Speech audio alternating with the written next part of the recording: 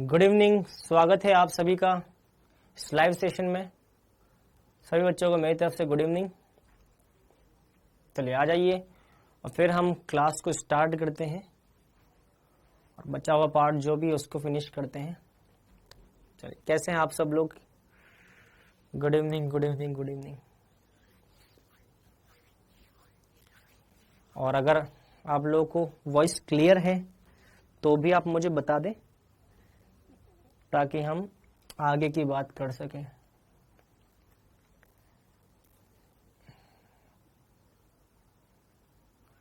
चलिए, सभी को मेरी तरफ से गुड इवनिंग। ठीक है, वॉइस क्लियर है? ठीक है, ठीक है। चलिए, और एक बार क्लास में तो आ जाइए, फिर PYQ पे भी बात करेंगे। ठीक है, एक बार क्लास में आ जाइए आप, फिर बात करते हैं।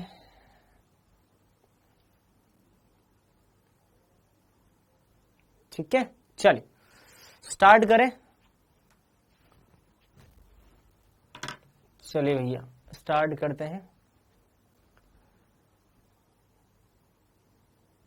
चलिए चलिए, हाँ, टेस्ट सिलेबस पे भी बात करेंगे। पहली बात तो यार देखो, मुझे टेस्ट सिलेबस पता नहीं है सच बताऊं तो मुझे भी नहीं पता टेस्ट सिलेबस ये क्या करने वाले हैं, क्योंकि पिछली बार आप लोगों का एग्जाम होना था बट ये लोग एग्जाम नहीं ले पाए। इनको एग्जाम लेना था ना, तो अब मैं आपको फिर से बोल दूं कि हाँ भैया संडे को एग्जाम है, फिर आप लोग मेरी गर्दन पकड़ोगे, सर आपने तो बोला था एग्जाम नहीं हुआ। तो मैं अब क्या है, मैं फंस चुका हूं। मैं ऐसा फंस चुका हूं कि मैं अगर कुछ बोलूंगा तो भी फंसना, नहीं बोले तो भी। तो अब यही है कि वेट करो, अगर इस बार एग्जाम हो जाता है तो अच्छी बात है, होना तो चाहिए, टेस्ट होना चाहिए और सिलेबस में वही आएगा जो मैं आपको पढ़ा रहा हूं, मैं आपको पहले ही बोल चुका हूं। तो इसलिए अब बड़ी खराब सिचुएशन हो गई है। ठीक है, चलिए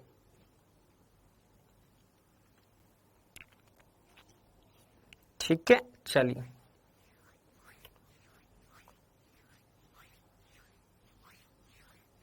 अच्छा, कल किसी एक बच्चे ने पूछा था कि सर आपने ओसाजोन के निर्माण में, एक बच्चे का कमेंट देख रहा था मैं, वो बोल रहा था सर आपने ओसाजोन के निर्माण में 2 मोल लिए हैं फेनिल हाइड्रोजन के। तो यार एक बात बताओ, जब मैंने कल क्लास स्टार्ट की थी तो क्लास स्टार्ट होने के पहले, मतलब सबसे पहले स्टार्टिंग में ही मैंने आपको बोल दिया था कि देखो बेटा ओसाजोन के 3 मोल, उसको मैंने आपको करेक्ट करवाया था, राइट? तो जब मैंने आपको करेक्ट करवाया था तो आप सुनते उनते नहीं हो क्या यार? हैं, आपको करेक्शन करवा तो दिया है मैंने, आपको मैंने करेक्शन तो करवा दिया है। आई थिंक महक नाम है उस लड़की का, महक। मैंने 3 मोल करवा तो दिया है, करवा दिया है ना? सबसे पहले आते ही सबसे पहले क्लास में हमने वो करेक्शन किया था, याद है? देखो बेटा 3 मोल यूज में आ रहे हैं और तीसरा जो मोल यूज में आएगा उसमें अमोनिया बाहर निकलेगी, बता दिया है। फिर आप पता नहीं क्यों परेशान होते हैं, परेशान नहीं होना है। और एक चीज मैं आपको बता देता हूं, आज कुछ बच्चों का एक डाउट और था कि सर ये फ्रक्टोज जो होता है वो टोलिन अभिकर्मक का टेस्ट कैसे देता है। आप में से कई लोगों में से पूछा था कि सर ये फ्रक्टोज टेस्ट कैसे देता है ना। बता देता हूं मैं आपको, फ्रक्टोज, टोलिन और बेनेडिक्ट और इनका पॉजिटिव टेस्ट देता है। ठीक है, वो भी मैं बता दूंगा। ठीक है,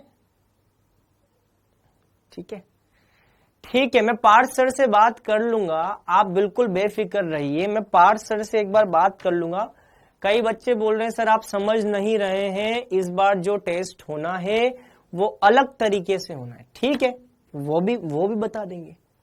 ठीक है, वो भी बता देंगे। ठीक है, एक बार मैं आज बात करूंगा। मैंने आज पार्थ सर से फोन पे बात कर ली है, मैंने उनसे टाइम मांग लिया है, मैंने बोला है, वो बोल रहे हैं कि 8 बजे के आसपास, रात को 8 साढ़े 8 बजे के आसपास हम बात करेंगे। तो मैं उनसे पूछ लूंगा किस तरीके से एग्जाम होना है। ठीक है, वो जैसा बताएंगे वैसा हम फॉलो करेंगे, क्योंकि मुझे भी एग्जैक्टली आइडिया है नहीं कि कैसा होना है टेस्ट। ठीक है, ठीक है। और अगली बात, आज भी मैं आपके लिए होमवर्क के क्वेश्चन कौन कौन से, पहले तो मैं आपको बताता हूं होमवर्क के कौन कौन से क्वेश्चन आज आपको करने हैं। आज आपको होमवर्क के कौन कौन से क्वेश्चन करने हैं वो मैं बताता हूं। पहले आप होमवर्क नोट करिए, फिर जो होमवर्क मैंने दिया था उसके बारे में बात करेंगे। होमवर्क नोट करिए आप पहले।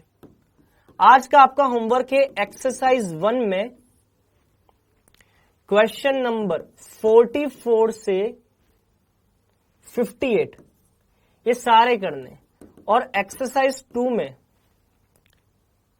क्वेश्चन नंबर 2, 5, 6, 7, 18, 20, 21, 22, 23 और 26 ये आज का आपका होमवर्क है। आज का होमवर्क,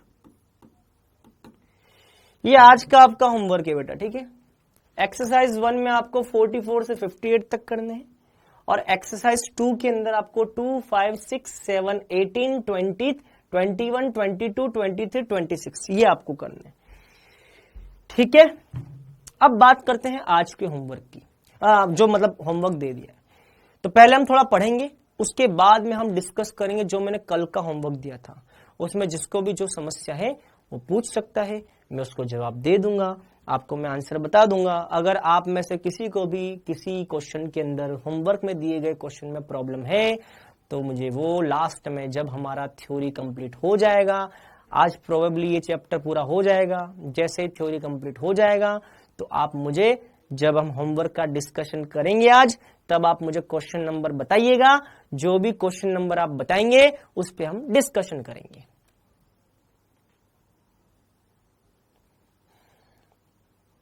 सर आप लड़कियों पर ध्यान मत दो। बेटा मैं लड़कियों पे ध्यान नहीं देता, टेंशन मत लो, मेरी शादी हो गई है, ठीक है।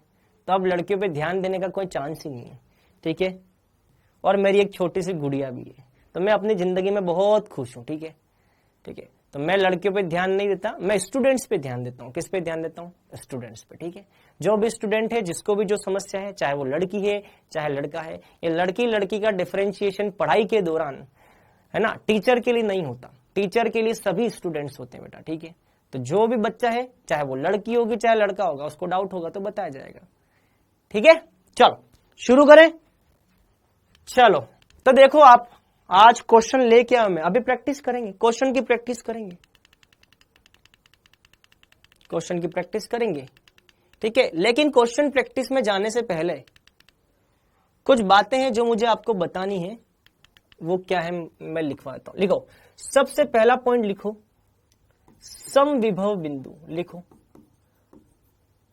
प्रोटीन के अंदर एक पॉइंट लिखना है हमको, समविभव बिंदु लिखो। आइसो इलेक्ट्रिक पॉइंट लिखो, आइसो इलेक्ट्रिक पॉइंट लिखो।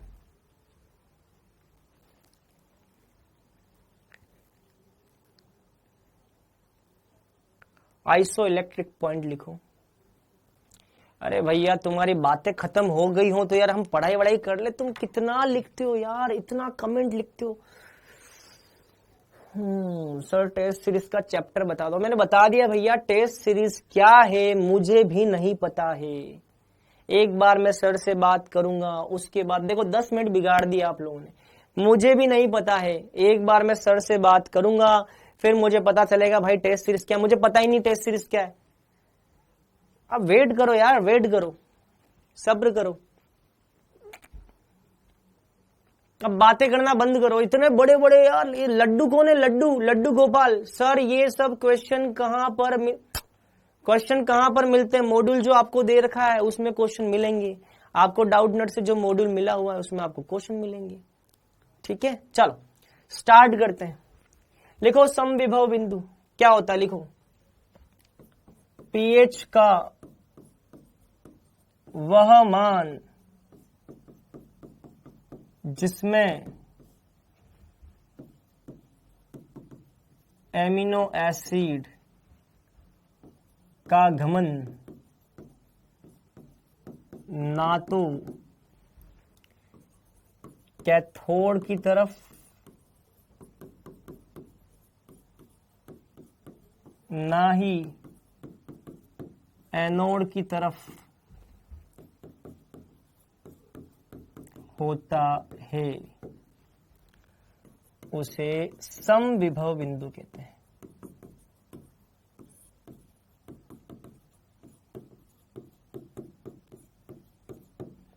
ठीक है, इसका सिंबल क्या होता है? इसका सिंबल होता है पी आई।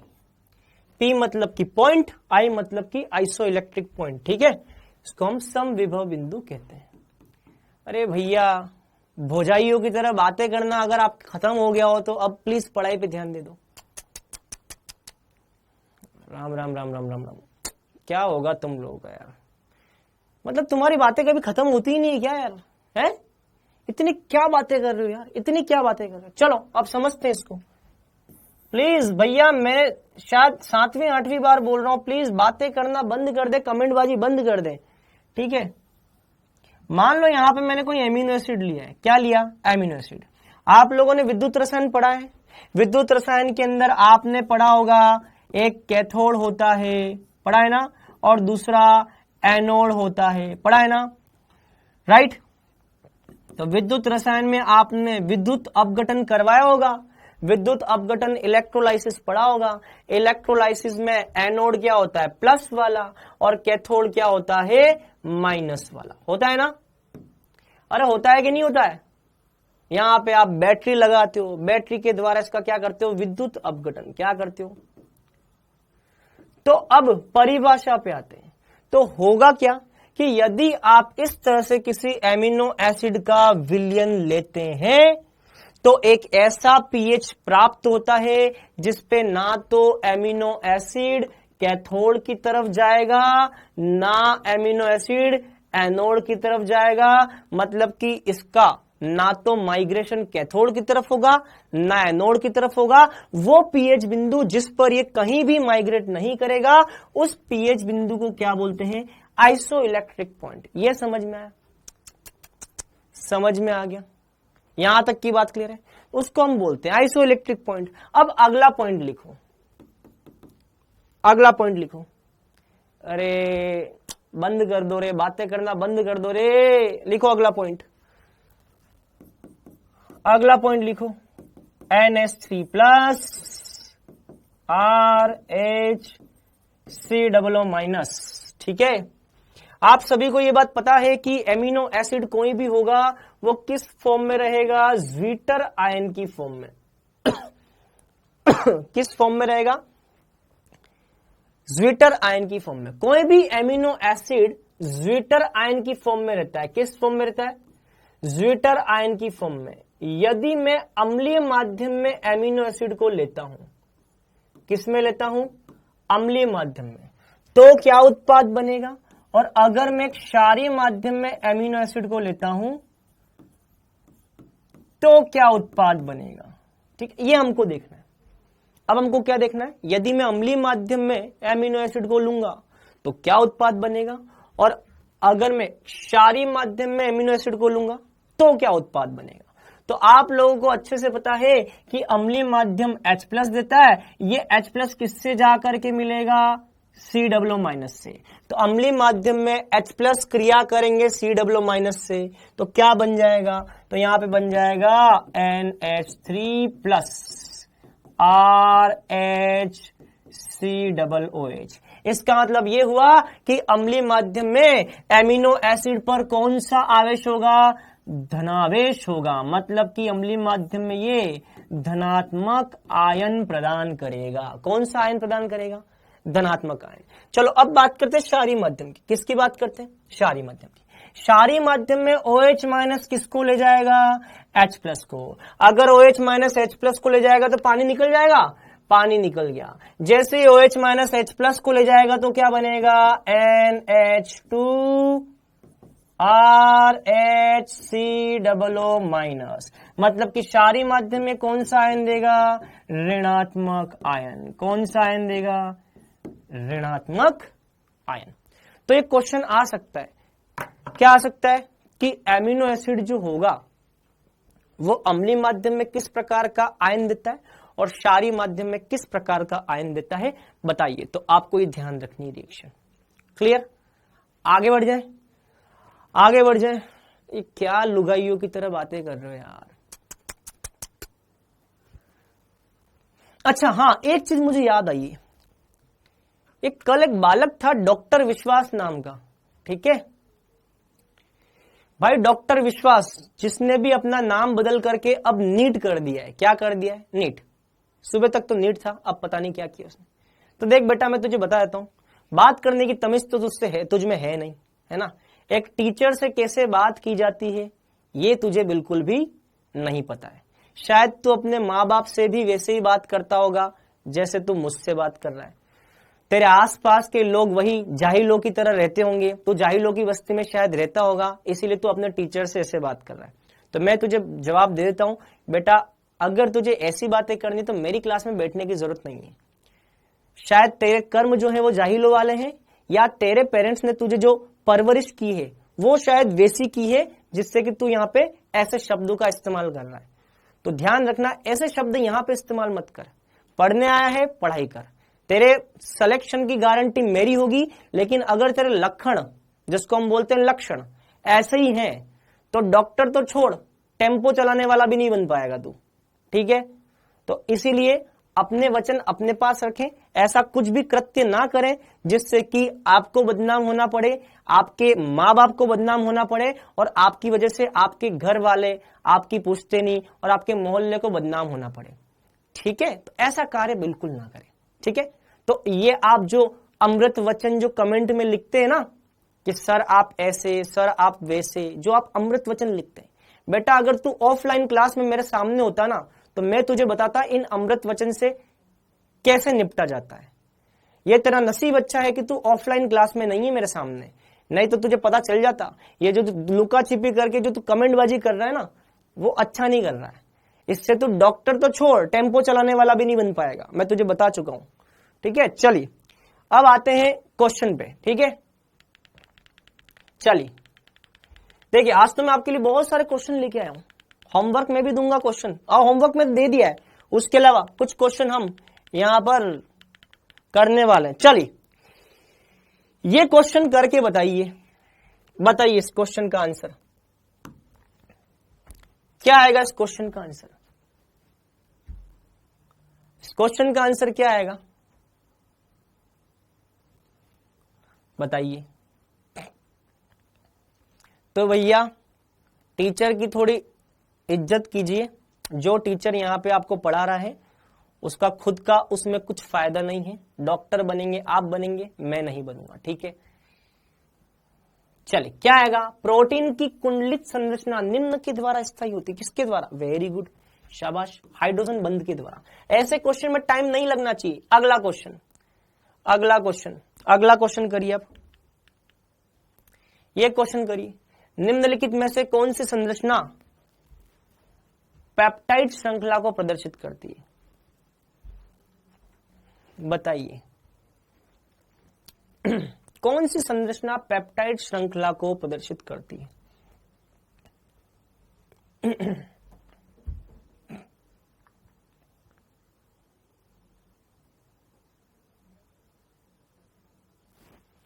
पेप्टाइड बंध कौन से क्रियात्मक समूह से बनता है, एमाइड से। क्या आपको याद है ये पेप्टाइड बंध किस क्रियात्मक समूह से बनता है, याद आ रहा है।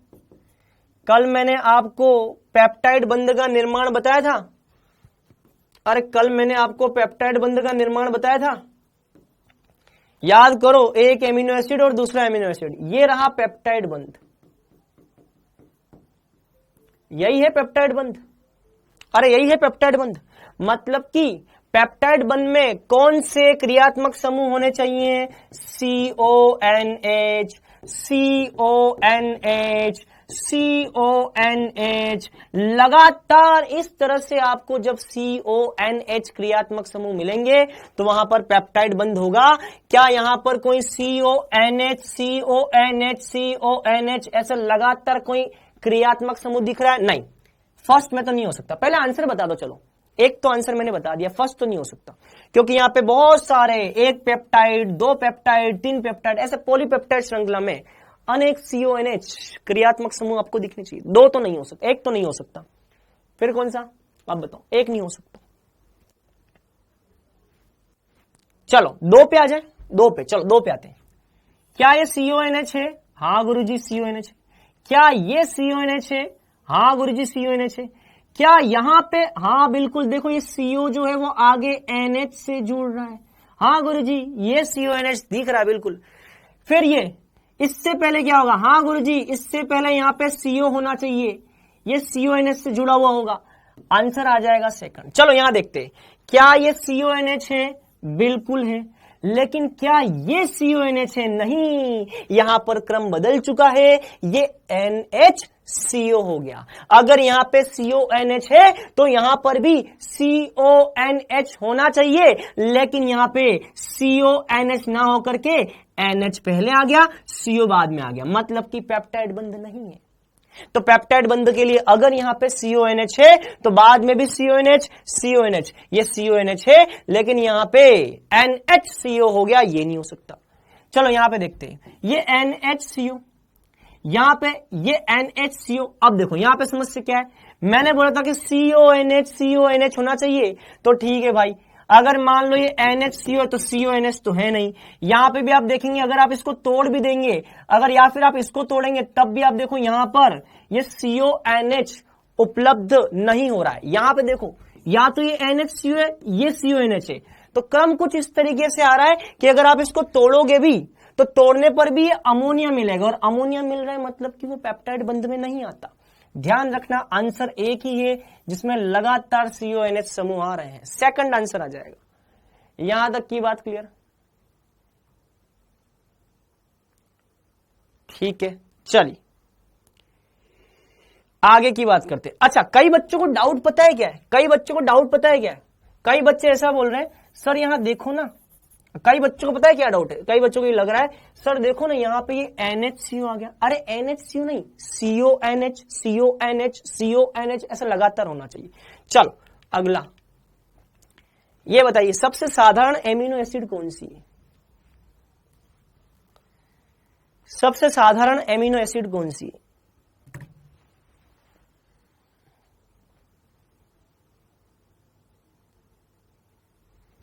सबसे साधारण एमिनो एसिड फटाफट। Very good, glycine. क्यों? क्योंकि ग्लाइसिन में R समूह सबसे छोटा समूह हाइड्रोजन होता है, इसलिए सबसे साधारण हो जाएगी ग्लाइसिन। चलो आगे बढ़ो फटाफट। लाइसिन क्या है ये बताओ, बिल्कुल भी देरी नहीं करनी। अब अगला बताओ, लाइसिन क्या है?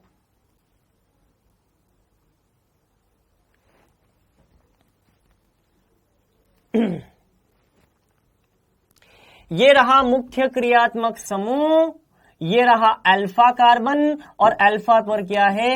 Amino, alpha amino acid, alpha amino acid पढ़ रखा है, इतने टाइम से हम वही पढ़ रहे थे, alpha amino acid, alpha amino acid, alpha amino acid. चलो अगला ये बताओ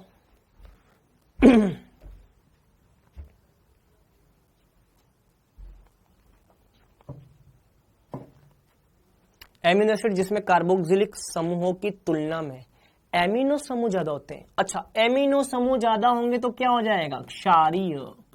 क्या हो जाएगा? क्षारीय। आंसर क्या आएगा? सेकंड। Very good. ये करिए, निम्नलिखित में से कौन से एमिनो एसिड आवश्यक होते हैं? अनावश्यक, सॉरी माफ करना, कौन से एमिनो एसिड अनावश्यक? ऐसे कौन से एमिनो एसिड हैं जो अनावश्यक हैं, जिनकी शरीर में आवश्यकता नहीं होती?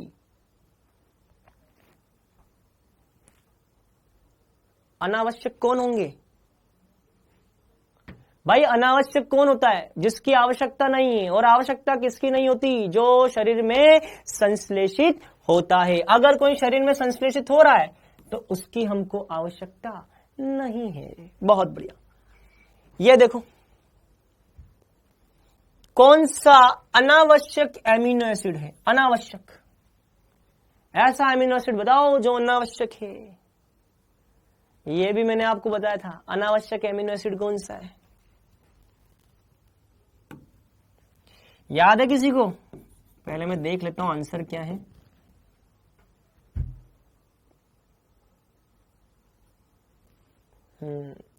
ठीक है।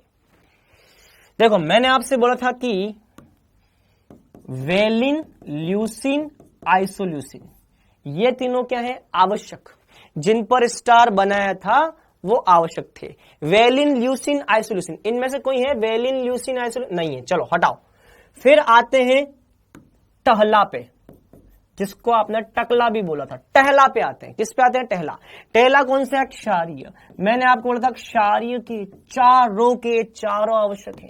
क्षारीय में ये भी आवश्यक है, ये भी आवश्यक है, ये भी आवश्यक है, ये भी आवश्यक है। इसको बोलते हैं ट्रिप्टोफेन। ट्रिप्टोफेन है क्या? हाँ, ये रहा ट्रिप्टोफेन। ट्रिप्टोफेन तो आवश्यक है, आवश्यक है। एच मतलब हिस्टिडिन, हिस्टिडिन भी आवश्यक है। हिस्टिडिन है? नहीं। लाइसिन, लाइसिन, एल मतलब लाइसिन, लाइसिन ये भी आवश्यक है। और आर्जिनिन, आर्जिनिन कहीं है? नहीं दे रखा है। चलो अगला, और क्या क्या था? और अगर आपको याद हो तो मैंने बताया था थ्रियोनिन, मेथायोनिन और फिनाइल एलेनिन, ये भी क्या थे? आवश्यक। ये तीनों भी क्या है? आवश्यक। 3 + 4 7, 7 और 3 10, ये रहा आवश्यक। आवश्यक आवश्यक आवश्यक, ये हो जाएगा अनावश्यक। ये बताओ, ये बताओ, अम्लीय और क्षारीय माध्यम में एमिनो एसिड निम्न आयन के रूप में अस्तित्व में होता है।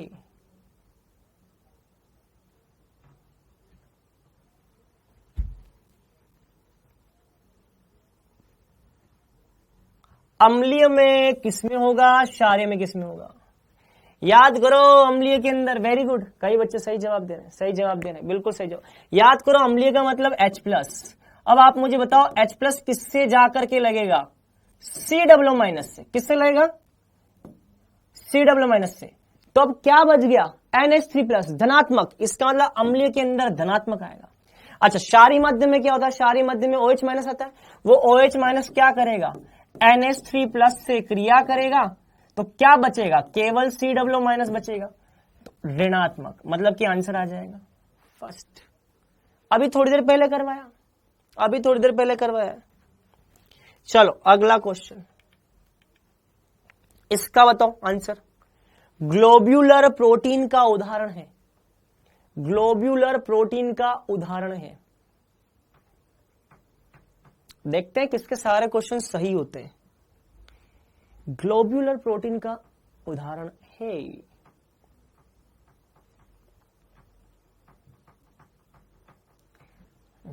ठीक है। सिल्क एक रेशा है, और रेशा मतलब फाइब्रस, फाइब्रस। रेशे को अंग्रेजी में फाइब्रस बोलते हैं। कोलेजन भी क्या होते हैं? रेशे, और रेशे का मतलब फाइब्रस, फाइब्रस प्रोटीन में आता है। हीमोग्लोबिन में आपको पता है संरचना बनाई थी ऐसी, ग्लोबुलर प्रोटीन 3 डिग्री 3 डिग्री, ऐसी 3 डिग्री इकाइयां, 4 इकाइयां होती हैं, और 4 इकाइयां ग्लोबिन, ग्लोबुलर प्रोटीन, ये ग्लोबुलर है। आंसर आएगा थर्ड। अभी पता चलेगा कितने लोगों ने मेरी क्लास ढंग से अटेंड की है। चलो ये करो अब। अंडे के उबलन के दौरान अंडे की प्रोटीन का स्कंदन कहलाता है उत्क्रमणीय प्रोटीन विकृतीकरण, अनुत्क्रमणीय प्रोटीन विकृतीकरण, पुनः प्रकृतिकरण, और इनमें से कोई नहीं। मैं आपको थोड़ा सा हिंट देता हूं इस क्वेश्चन के लिए। उत्क्रमणीय का मतलब है जो पुनः बॉईल करने के बाद जो बना वो फिर से अंडा बन सकता है, और अनुत्क्रमणीय का मतलब है एक बार आपने बॉईल करके जो बना दिया वो फिर से रिवर्स नहीं हो सकता, पीछे नहीं आ सकता, वो अनुत्क्रमणीय। आंसर क्या आएगा? अनुत्क्रमणीय। क्योंकि एक बार अगर हमने अंडे को बॉईल कर दिया, तो आप बताओ क्या कभी ऐसा हो सकता है कि उबाला हुआ अंडा फिर से सामान्य अंडे में बदल जाए, उसके अंदर एल्बुमिन वैसे ही हो जाए, अंदर जो जेली थी वो वैसे ही नहीं हो सकता। अनुत्क्रमणीय आंसर आ जाएगा ये। ठीक है, ये थे क्वेश्चन। अब बताओ मुझे किसके सारे क्वेश्चन सही है, किसके सारे क्वेश्चन सही है? किसके सारे क्वेश्चन सही है? आपको समझ में आया एमिनो एसिड पर क्वेश्चन कैसे आएंगे, प्रोटीन पर क्वेश्चन कैसे आएंगे, समझ में आया?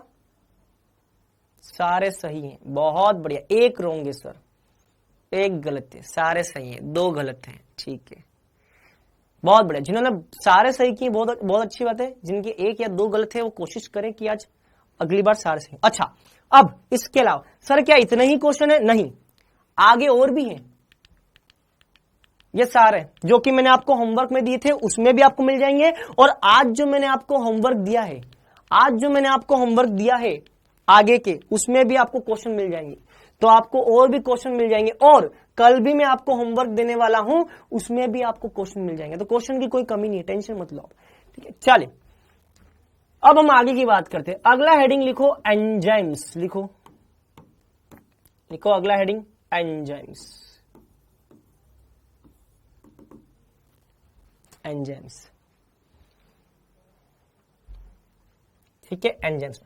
अच्छा, एंजाइम पे जाने से पहले रुक जाओ, एंजाइम्स पे जाने से पहले मैं थोड़ा सा आपको ये बता देता हूं कि फ्रक्टोज जो होता है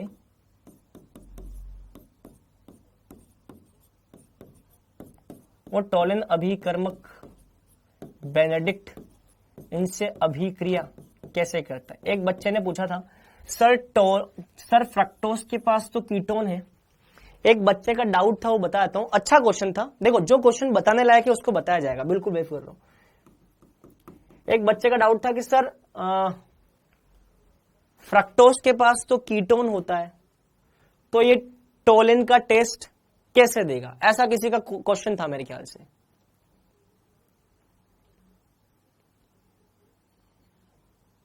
ऐसा किसी का क्वेश्चन था, या किसी के दिमाग में ऐसा क्वेश्चन आ रहा है सर फ्रक्टोज के पास तो कीटोन होता है, तो ये टोलिन का और उसका परीक्षण कैसे देगा? ऐसा किसी का आ रहा है क्वेश्चन दिमाग में?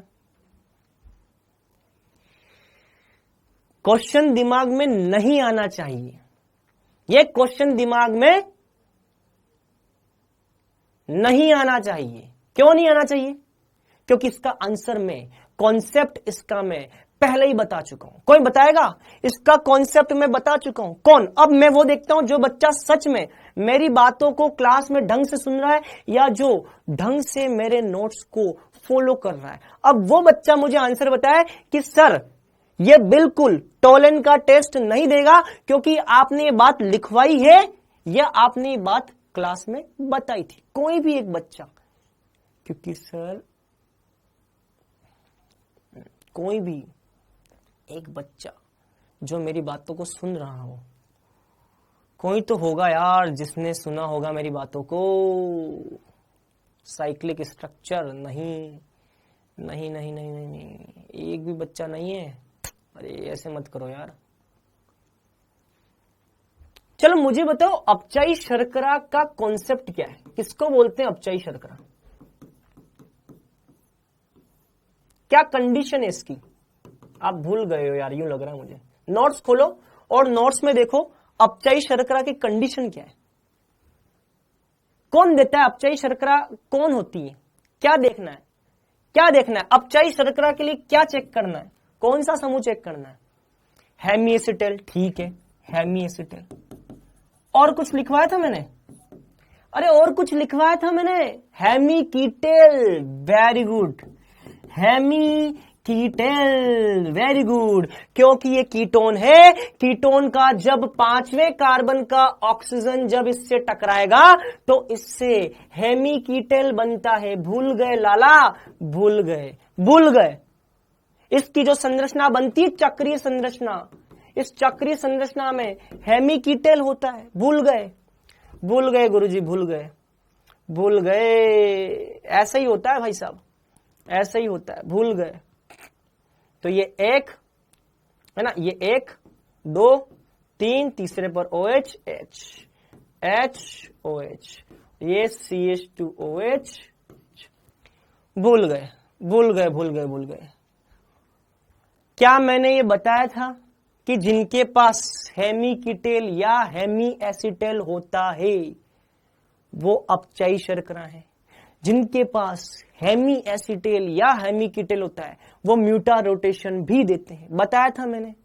तो यार मेरी बातों को अगर आप याद नहीं रखोगे तो फिर कैसे काम चलेगा? फिर आप बोलोगे कि सर आपने बताया क्वेश्चन नहीं हुआ। क्वेश्चन तो तब नहीं होगा ना जब आप ढंग से पढ़ोगे नहीं।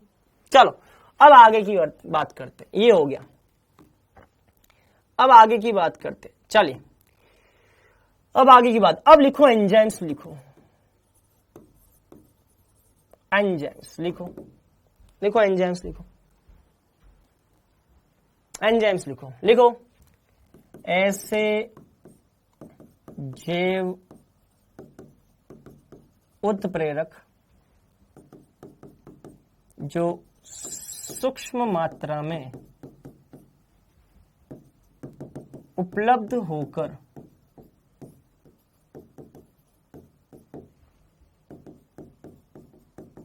जैविक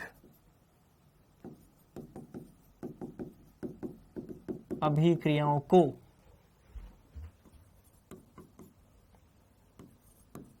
पूर्ण करते हैं। लिखो, ऐसे जैव उत्प्रेरक जो सूक्ष्म मात्रा में उपलब्ध होकर जैविक अभिक्रियाओं को पूर्ण करते हैं, जैसे उदाहरण माल्टोज। इसका अगर मैं जल अपघटन करूं तो मुझे मिलता है ग्लूकोज प्लस ग्लूकोज। तो अगर मुझे माल्टोज से ग्लूकोज प्लस ग्लूकोज चाहिए तो क्या जल अपघटन करने से हमको ग्लूकोज प्लस ग्लूकोज मिल जाएगा? क्या लगता है? अगर मैं माल्टोज का जल अपघटन करूं तो जल अपघटन करने पर ग्लूकोज प्लस ग्लूकोज मिल जाएगा? मिलेगा, लेकिन बहुत ही धीमी गति से, टाइम बहुत लग जाएगा। ऐसा करने पर यह मिल तो जाएगा लेकिन टाइम बहुत लग जाएगा। तो इसको सुचारू रूप से पूर्ण करने के लिए एक जैविक उत्प्रेरक जिसका नाम है माल्टेज, उसका इस्तेमाल होता है। तो माल्टेज की उपस्थिति के कारण ये जो अभिक्रिया है ये कुछ ही समय में पूर्ण होकर के जल्दी से हमको ग्लूकोज प्रदान कर लेगी। इसका मतलब ये माल्टेज जो है, ये माल्टेज होता है एंजाइम। क्या होता है बेटा? एंजाइम। ठीक है, तो ध्यान रखना, एंजाइम वो हैं जो किसी भी जैविक क्रिया को पूर्ण करने के लिए सूक्ष्म मात्रा में आवश्यक है। और ऐसा भी नहीं है कि एंजाइम जो हमने माल्टेज लिया वो बहुत ज्यादा अंट शंट मिला लो, एक बाल्टी ले लो या 2 बाल्टी ले लिया या 4 बाल्टी या 1 बकेट या 2 बकेट ना, 1 ग्लास ले लिया 2 ग्लास ना, 1 कप ले लिया 2 कप ना, बहुत ही सूक्ष्म मात्रा में। इनकी मात्रा जो होती है ना बेटा वो माइक्रोग्राम में होती है। माइक्रोग्राम से भी और कम कर दो, नैनोग्राम। माइक्रोग्राम का मतलब होता है 10 की घात -6 ग्राम। मैं बोल रहा हूं और कम, 10 की घात -9 ग्राम। इतनी सूक्ष्म मात्रा में उपलब्ध होकर के ये इस अभिक्रिया को पूर्ण कर लेते हैं। तो ऐसे होते हैं क्या? एंजाइम्स। लेकिन अब आगे की बात, क्वेश्चन दिमाग में आता है कि इनका जो नामकरण हुआ है माल्टेज, ये माल्टेज कैसे हुआ नामकरण? तो ध्यान रखना, उत्प्रेरक या एंजाइम जो है, इन एंजाइम का नामकरण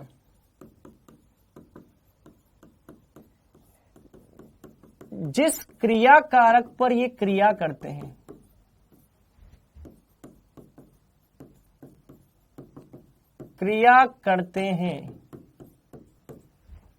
या जिस अभिक्रिया में यह भाग लेते हैं,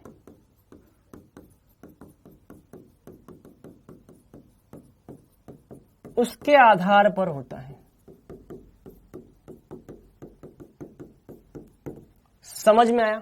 जैसे कि मान लो क्रियाकारक कौन है यहां पर? माल्टोज। यहां पर क्रियाकारक है माल्टोज, इसका मतलब माल्टोज पर काम करने वाला जो एंजाइम होगा वो माल्टेज होगा। तो एंजाइम का नाम क्या होगा ये कौन डिसाइड करेगा? क्रियाकारक। कौन डिसाइड करेगा? क्रियाकारक। तो या तो क्रियाकारक डिसाइड करेगा या फिर अगर किसी अभिक्रिया विशेष में कोई एंजाइम भाग ले रहा है तो वो अभिक्रिया कौन सी है उस पर डिपेंड करेगा। जैसे कि कुछ एंजाइम ऐसे होते हैं जो ऑक्सीकरण अपचयन की अभिक्रियाओं में भाग लेते हैं। किसमें भाग लेते हैं? ऑक्सीकरण अपचयन की अभिक्रियाओं में भाग लेते हैं। तो मैंने बोला ना कि एंजाइमों का नाम या तो क्रियाकारक के नाम के आधार पर हो जाए, जैसे कि माल्टोज पर क्रिया करने वाला माल्टेज हो जाएगा, या फिर जिस अभिक्रिया में वो भाग ले रहे हैं उसके आधार पर हो जाएगा। तो ऑक्सीकरण अपचयन में भाग लेने वाले एंजाइम को क्या बोलते हैं? Oxido reductase enzyme.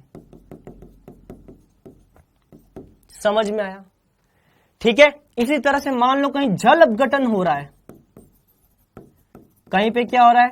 जल अपघटन। तो जल अपघटन मतलब कि हाइड्रोलाइसिस। तो हाइड्रोलाइसिस में काम आने वाला एंजाइम हो जाएगा हाइड्रोलाइसेज। क्या हो जाएगा? हाइड्रोलाइसिस। आप देखना एंजाइम के पीछे एज लगता है, एज, रिडक्टेज, माल्टेज, हाइड्रोलाइजेज। जैसे मान लो सुक्रोज पे अगर कोई जल अपघटन कर रहा है, कोई सुक्रोज का जल अपघटन कर रहा है, उसको बोलते हैं सुक्रेज। क्या बोलते हैं? सुक्रेज। तो ये सारी चीजें आपने बायोलॉजी में भी पढ़ी है, ये सब आप बायोलॉजी में बहुत अच्छे से पढ़ते हैं, तो इसलिए इस पे ज्यादा मुझे पंचायत करने की जरूरत नहीं है। ठीक है, नोट कर लो, नोट कर लो, नोट कर लो। ठीक है, तो ये सारी कहानी हो जाएगी। अब यहां पे एंजाइम की क्रियाविधि के बारे में बात करेंगे। क्रियाविधि, एंजाइम की क्रियाविधि। क्रियाविधि का मतलब ये हुआ कि अब हमें ये देखना है कि एंजाइम किसी भी जैविक क्रिया को पूर्ण करेगा तो उसको कैसे पूर्ण करेगा। तो ध्यान रखना, अगर आपने रासायनिक बल गतिकी चैप्टर पढ़ा है तो रासायनिक बल गतिकी चैप्टर में सर ने आपको बताया होगा कि अगर कहीं पे कोई उत्प्रेरक उपस्थित है तो रासायनिक अभिक्रिया की सक्रियण ऊर्जा को कम करेगा और सक्रियण ऊर्जा को कम करके उस अभिक्रिया को शीघ्र पूर्ण करेगा। मतलब कि जैविक उत्प्रेरक या एंजाइम भी यही काम करते हैं। एंजाइम जैविक अभिक्रियाओं की सक्रियण ऊर्जा, जिसको आप सिंबल लिखते हो एक्टिवेशन एनर्जी, को कम करके अभिक्रिया को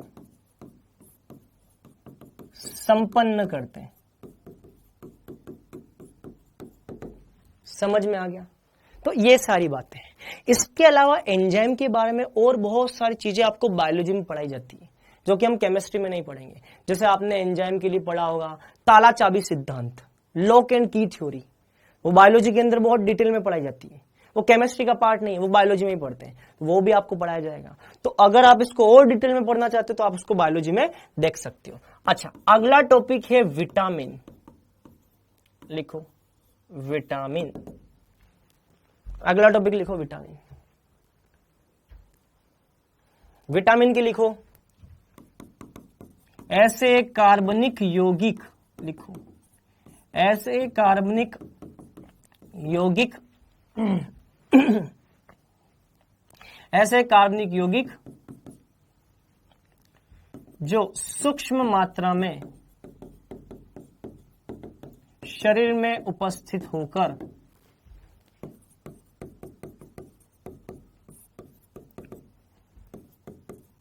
जैविक गतिविधियों को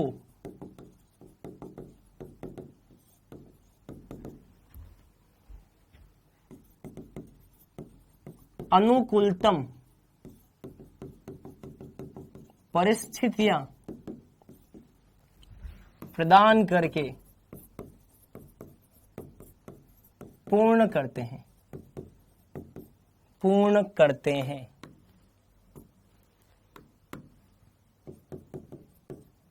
साथ ही साथ यह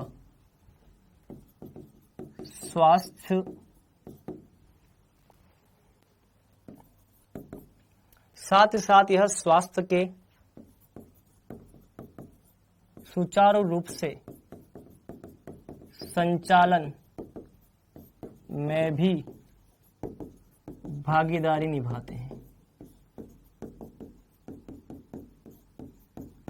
एक बार नोट कर लो फिर समझाता हूं। एक बार नोट कर लो फिर समझाता हूं। ठीक है, अब देखो विटामिन क्या है, ठीक है, तो विटामिन भी वो कार्बनिक यौगिक हैं जो शरीर के अंदर सूक्ष्म मात्रा में अगर उपस्थित हो जाएं। वैसे विटामिन जो है वो शरीर के अंदर आसानी से संश्लेषित नहीं होते। मैं फिर बता रहा हूं, वैसे तो हम सबको ये बात पता है कि विटामिन शरीर के अंदर आसानी से संश्लेषित नहीं होते। कुछ ही विटामिन है जिनका हमारा बॉडी संश्लेषण कर सकता है, लेकिन अगर हमारा बॉडी संश्लेषण करता है या हम बाहर से उसको भोजन के रूप में ले रहे हैं, तो हर कंडीशन में अगर ये शरीर में सूक्ष्म मात्रा में उपस्थित हो जाएं, तो जैविक गतिविधियों को क्या करेंगे, अनुकूलतम परिस्थितियों में पूर्ण करने का प्रयास करेंगे। साथ ही साथ हमारे स्वास्थ्य को सुचारू रूप से चलाने के लिए भी आवश्यक है। जैसे कि मान लो मैंने बोला विटामिन ए, तो आपने पढ़ा होगा कि विटामिन ए की अगर कमी हो जाए तो हमें आंखों की कोर्निया का कठोरीकरण, मतलब कोर्निया जो होती है वो बहुत कड़क हो जाती है, जिससे देखने में प्रॉब्लम आती है। तो कोर्निया की जितनी बीमारियां हैं, रेटिना की जितनी बीमारियां हैं, वो सब विटामिन ए की डेफिशिएंसी से होती है। तो इसीलिए विटामिन का हमारी बॉडी में उपस्थित होना जरूरी है। अगर बॉडी नहीं संश्लेषित कर रही तो आप बाहर से इसको लो, लेकिन बाहर से लेना जरूरी है। इसलिए आपने देखा होगा कि कई लोग होते हैं जो विटामिन की गोलियां भी खाते हैं। तो विटामिन की गोलियां क्यों खाते हैं? क्योंकि उन विटामिन को हमारा शरीर संश्लेषित नहीं कर पा रहा है। तो अगर संश्लेषित कर रहा है तो अच्छी बात है, लेकिन ज्यादातर जो होते हैं वो संश्लेषित नहीं होते हैं, तो कोई दिक्कत नहीं, बाहर से भोजन के रूप में ग्रहण करो। ठीक है, समझ में आया? तो अब ये जो विटामिन होते हैं, इन विटामिन को पहले इनकी स्पेलिंग ये लिखी जाती थी बेटा। पहले विटामिन की स्पेलिंग में पीछे ई लिखा जाता था। क्या लिखा जाता था? ई लिखा जाता था। क्यों? क्योंकि विटामिन दो शब्दों से बना हुआ है, वाइटल प्लस एमिन। किससे बनाया गया था? Vital plus amine.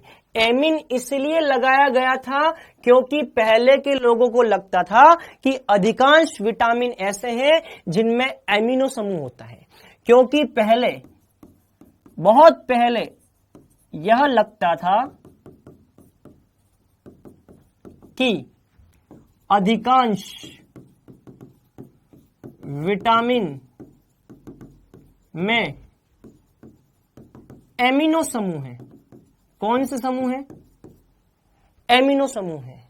इसीलिए विटामिन में आप देखोगे यहां पर ई लगा हुआ, एमिनो समूह होंगे तो एमिनो समूह के लिए एमिन की डेफिनेशन में क्या लगता है? ई। लेकिन बाद में शोध के द्वारा, शोध मतलब कि रिसर्च, शोध और प्रयोग द्वारा, शोध तथा प्रयोग द्वारा यह सिद्ध हुआ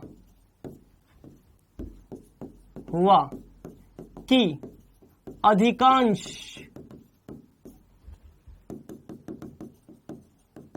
विटामिन में एमिनो समूह नहीं होता। अतः विटामिन के स्थान पर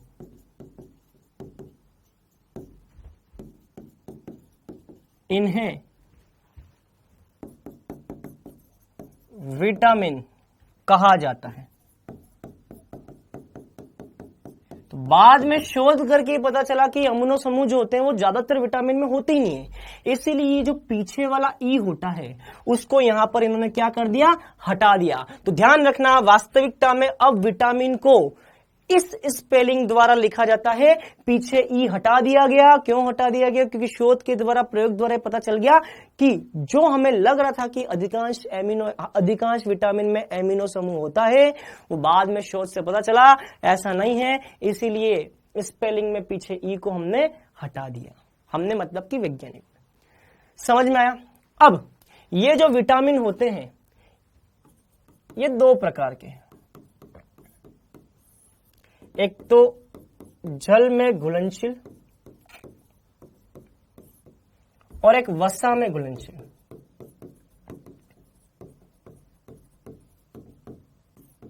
वसा में जो घुलनशील है वो वसा में घुलनशील होंगे, जल में घुलनशील नहीं होंगे, ये जल में अघुलनशील होंगे। और जो जल में घुलनशील होंगे वसा में अघुलनशील होंगे। अरे समझ में आ रहा है? सीधी सी बात है, अगर जल में घुलनशील तो वसा में अघुलनशील, और जल में अघुलनशील तो वसा में अघुलनशील, ना ये वसा में घुलनशील है तो जल में अघुलनशील। अच्छा, वसा में घुलनशील कौन से होते हैं? तो विटामिन ए, डी, ई, के। और जल में घुलनशील कौन से हैं? Vitamin B and C. Note करो, विटामिन बी और सी ये दो ऐसे हैं जो कि जल में घुलनशील हैं, लेकिन वसा में अघुलनशील है। और विटामिन ए, डी, ई, के ये वसा में घुलनशील है लेकिन जल में अघुलनशील है। तो यहां पे हम लिखेंगे क्योंकि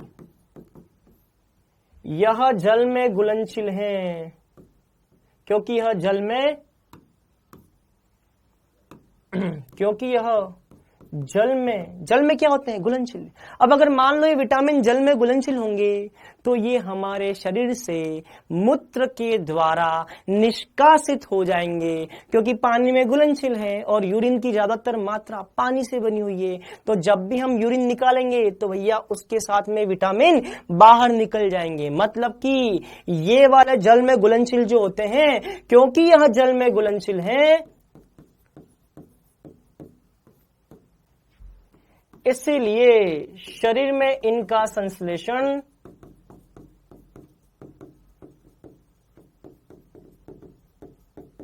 नहीं होता तथा यूरिन के साथ निष्कासित हो जाते हैं। ये समझ में आ रहा है बेटा? और इसका अपवाद कौन सा है? Vitamin B12। केवल विटामिन B12 ही ऐसा है जो कि शरीर के अंदर क्या होता है? संश्लेषित। बाकी जितने भी विटामिन है यहां पर जल में घुलनशील वाले, वो सारे के सारे यूरिन के साथ निकल जाएंगे। केवल विटामिन B12 ऐसा है जो कि शरीर में क्या रहता है? संश्लेषित। यहां तक की बात क्लियर? अब यहां पर एक टेबल है बेटा जो मैं लेके आया हूं आपके लिए। आई होप ये टेबल समझाने में मुझे समय नहीं लगाना पड़ेगा। मुझे पूरी उम्मीद है कि मुझसे ज्यादा आपको ये आता होगा। क्या विटामिन ए जो है इसकी कमी से जीरोफ्थेल्मिया डिजीज होती है। जीरोफ्थेल्मिया क्या होता है? तो कोर्निया का कठोरीकरण और रात्रि अंधता। फिर अगर कोई बोल दे B1 की कमी से क्या होता है? तो बेरी बेरी होता है, भूख कम लगती है, ये सारी बातें। विटामिन B1 को थायमिन बोलते हैं। इसी तरह से मान लो कोई पूछ ले विटामिन सी क्या होता है? तो विटामिन सी एस्कोर्बिक एसिड है जिससे स्कर्वी हो जाता है, मसूड़ों से रक्त बहना। ये सारी चीजें आपको पता है। रिकेट्स किससे होता है? रिकेट्स विटामिन डी से होता है। तो उसकी कमी को पूरा करने के लिए क्या करेंगे? सूर्य के प्रकाश में चले जाओ ताकि आपको विटामिन डी मिल जाए। विटामिन सी को पूरा करना तो क्या करेंगे? तो सिट्रस फल जो होते हैं, नींबू, संतरा, मौसमी, उनका सेवन करो। सिट्रस फलों का सेवन करो। विटामिन के क्या करता है? रक्त का थक्का जमाता है। ये सारी चीजें मैं आपके ऊपर छोड़ रहा हूं, पढ़ लोगे इसको तो मैं आपके भरोसे छोड़ सकता हूं ना, पढ़ाने की जरूरत तो नहीं है। तो हम सीधा न्यूक्लिक एसिड पे आ जाए। फटाफट लाइव चैट में कमेंट करके बता दो क्या ये आप पढ़ लेंगे और मैं सीधा न्यूक्लिक एसिड पे आ जाऊं ताकि आज हमारा चैप्टर कंप्लीट हो जाए। आ जाओ, चलो। तो अब हम हेडिंग लिखेंगे न्यूक्लिक एसिड। इस चैप्टर का लगभग लास्ट टॉपिक ही है वो। चलो अब लिखेंगे न्यूक्लिक एसिड। लिखो न्यूक्लिक एसिड। ठीक है, चलो अब बात करेंगे न्यूक्लिक एसिड की। चलो न्यूक्लिक एसिड क्या होता है इधर देखना बेटा।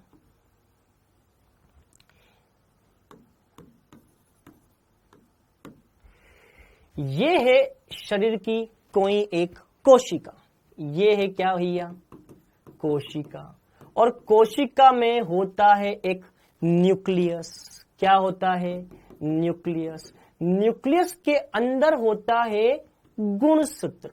क्या होता है भैया? गुणसूत्र। और इसी गुणसूत्र को अगर मैं जूम कर दूं, क्या कर दूं बेटा? जूम कर दूं, बड़ा कर दूं, तो गुणसूत्र आपको कुछ ऐसा दिखाई देगा। इस गुणसूत्र के अंदर कुछ प्रोटीन और जैविक अणुओं से ये गुणसूत्र बना होता है। यही जैविक और प्रोटीन अणु न्यूक्लिक एसिड कहलाते हैं बेटा। जैविक अणु तथा प्रोटीन इनसे बना होता है, इन्हीं को हम बोलते हैं क्या? Nucleic acid. इसका मतलब ये हुआ कि हमारे शरीर में जो भी बालों का रंग, बालों का टेक्सचर जैसा कलर है, आंखों का रंग, पुतलियों का रंग जो है, समझ लो, स्किन पर बालों का घनत्व है, स्किन का जो कलर है, हमारी जो चाल है, हमारे ब्लड के अंदर जो ब्लड ग्रुप आ रहा है, वो सारी चीजें डिसाइड कौन करता है? वंशागति के फैक्टर। किसके फैक्टर?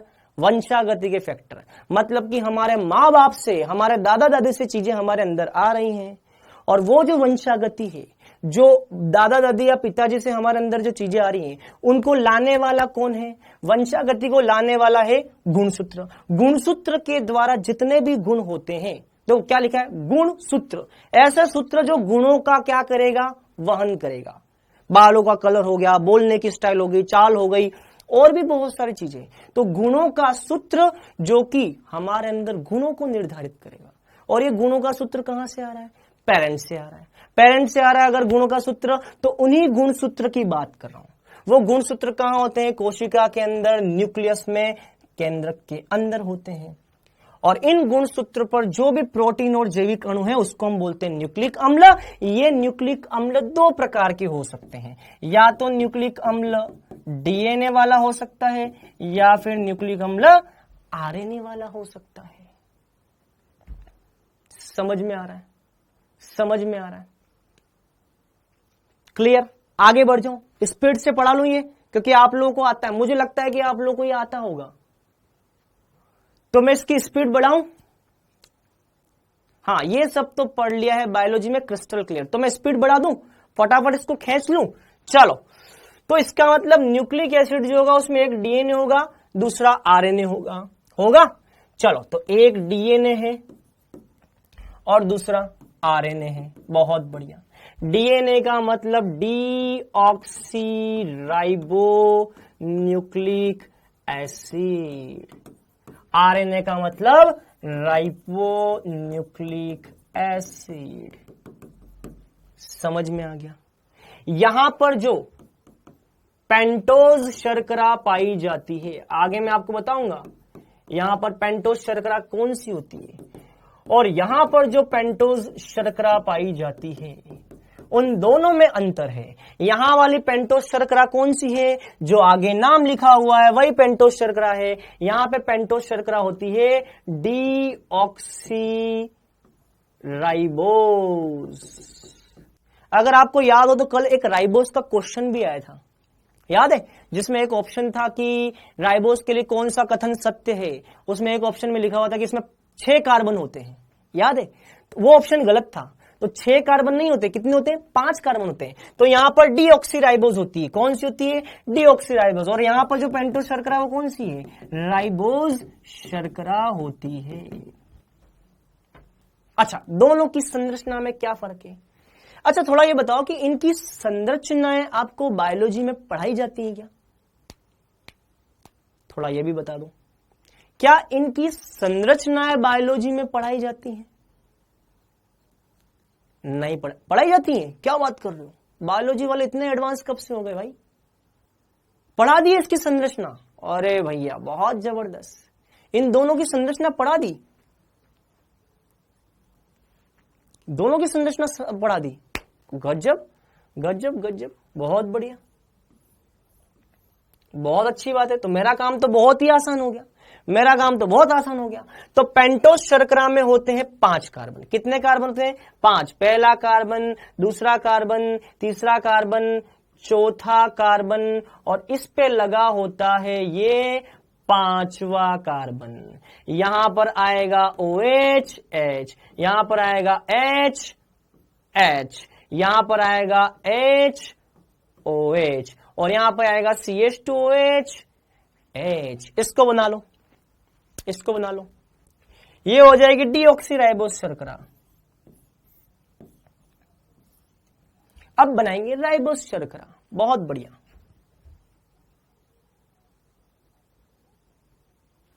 चलो, पहला कार्बन OH। अच्छा, दोनों में अंतर क्या है, कौन बताएगा? दोनों में अंतर क्या? चलो, अब आपने पढ़ लिया है ना, तो फटाफट मुझे बताओ, दोनों में अंतर क्या है, कौन बताएगा? दोनों में क्या अंतर है, कौन बताएगा? दोनों में क्या अंतर है? दोनों में अंतर है, C2 पर एक ऑक्सीजन का अंतर है।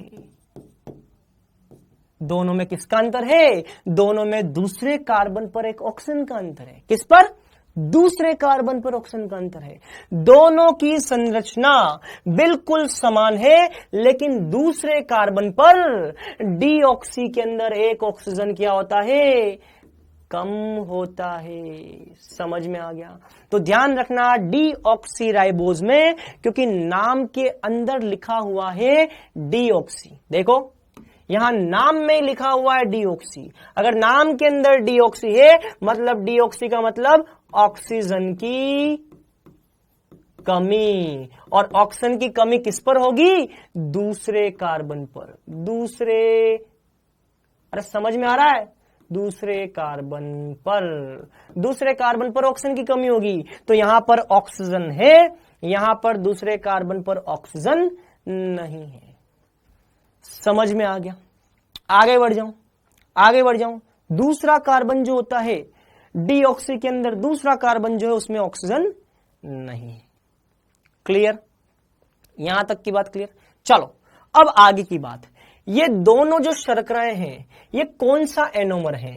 ये बीटा वाले एनोमर की संरचनाएं हैं, या ये दोनों अल्फा वाले एनोमर की संरचनाएं हैं? जल्दी से लाइव चैट में कमेंट करके बता दो, ये बीटा डीऑक्सीराइबोज है या अल्फा डीऑक्सीराइबोज है? क्या लगता है? फटाफट, बीटा और अल्फा में से क्या है? सोचो। बीटा है, ध्यान रखना, ये बीटा है, अल्फा नहीं है। Beta beta beta. देखो, ध्यान से देखो, ये जो कार्बन है, ये जो एल्डिहाइड वाला कार्बन होता है, इस एल्डिहाइड वाले कार्बन पर OH समूह ऊपर की तरफ आ रहा है, और अगर OH समूह ऊपर आता है तो इस वाले को बीटा वाला एनोमर बोलते हैं। कौन सा बोलते हैं? ये बीटा वाला एनोमर है। अच्छा, ये कौन सा एनोमर है? यहां पर भी एल्डिहाइड वाले, हेमी एसिटेल वाले कार्बन पर OH ऊपर है, इसको बीटा वाला एनोमर बोलते हैं। ध्यान रखें बेटा, दोनों में हेमी एसिटेल वाला जो कार्बन है, ये रहा हेमी एसिटेल। देखो, ये कौन सा कार्बन है? ये हेमी एसिटेल वाला कार्बन है। हेमी एसिटेल वाली संरचना है यहां पे कार्बन की। तो ये हेमी एसिटेल वाले कार्बन पे OH क्या है? ऊपर की तरफ बीटा बोलेंगे। क्या बोलेंगे? बीटा बोलेंगे। समझ में आ गया? चलिए, यहां तक की बात क्लियर? यहां तक की बात क्लियर? अब आगे बढ़ते हैं। इसका मतलब यह हुआ कि जो न्यूक्लिक एसिड होते हैं, इसका मतलब यह हुआ कि जो न्यूक्लिक एसिड होते हैं, क्या होते हैं? Nucleic acid. ये न्यूक्लिक एसिड जो होते हैं वो न्यूक्लियोटाइड के पॉलीमर होते हैं बेटा। क्या होते हैं ये? समझाऊंगा अभी न्यूक्लियोटाइड क्या होता है। ये न्यूक्लियोटाइड के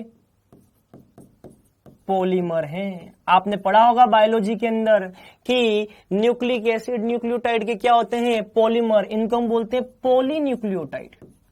पढ़ा है ना? आपने बायोलॉजी में पढ़ा होगा कि न्यूक्लिक एसिड जो होते हैं वो न्यूक्लियोटाइड के क्या होते हैं? पॉलीमर होते हैं, जिनको बोलते हैं पॉलीन्यूक्लियोटाइड। मतलब कि ये पॉलीन्यूक्लियोटाइड किससे बनता है? बहुत सारे न्यूक्लियोटाइड से बनता है। अनेक न्यूक्लियोटाइड के मिलने से बनता है पॉलीन्यूक्लियोटाइड, और पॉलीन्यूक्लियोटाइड ही होते हैं न्यूक्लिक एसिड। न्यूक्लियोटाइड किससे बनता है? न्यूक्लियोसाइड प्लस किससे बनता है? फॉस्फेट समूह। न्यूक्लियोसाइड प्लस फॉस्फेट समूह मिलकर के न्यूक्लियोटाइड बनाते हैं। समझ में आ गया? तो ये ध्यान रखना, नोट कर लो।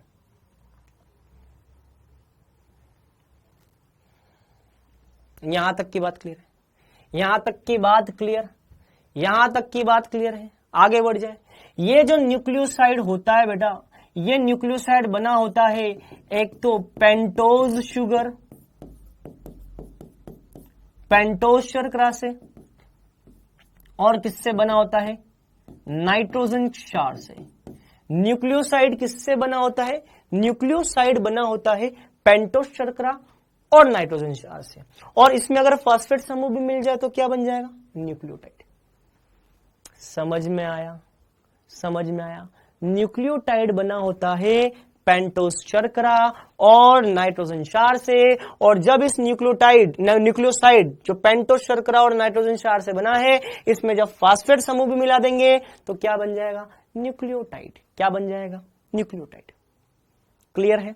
चलो, तो अब हम देखेंगे न्यूक्लियोसाइड की संरचना कैसी है। ठीक है, न्यूक्लियोसाइड की संरचना कैसी होगी? पेंटोज शर्करा का हमको डायग्राम पता है। पेंटोज शर्करा की संरचना हमको पता है। पहले कार्बन पे क्या होता है? OH और H। क्या होता है? OH और H, तो H हो जाएगा। दूसरे कार्बन अभी बनाऊंगा मैं यहाँ पे OH और H। दूसरे कार्बन पर क्या होता है? H, और अगर डीऑक्सी है तो दूसरे कार्बन पर क्या आएगा? H आएगा, ऑक्सीजन नहीं आएगा। अगर ये डीऑक्सी वाली है, कौन सी है? डीऑक्सी वाली, तो दूसरे कार्बन पर ऑक्सीजन नहीं आएगा। तीसरे कार्बन पर HOH, चौथे कार्बन पर CH2OH H। ये हो जाएगी पेंटोज शर्करा डीऑक्सी वाली, डीऑक्सी राइबोस पेंटोज शर्करा हो जाएगी। अब इसमें मुझे क्या लगाना है? नाइट्रोजन क्षार। हमेशा ध्यान रखना, नाइट्रोजन क्षार जो होता है वो पहले कार्बन पर लगता है। किस पर लगता है बेटा? पहले कार्बन पर। तो पहला कार्बन जो है उसमें OH हटा करके यहां पे क्या लिखना है? नाइट्रोजन क्षार। इसका मतलब एक इंपॉर्टेंट पॉइंट क्या निकल करके आया? इसका मतलब ये पॉइंट ये आ गया कि पेंटोज शर्करा के C1 पर नाइट्रोजन क्षार लगा होता है। किसमें? न्यूक्लियोसाइड में।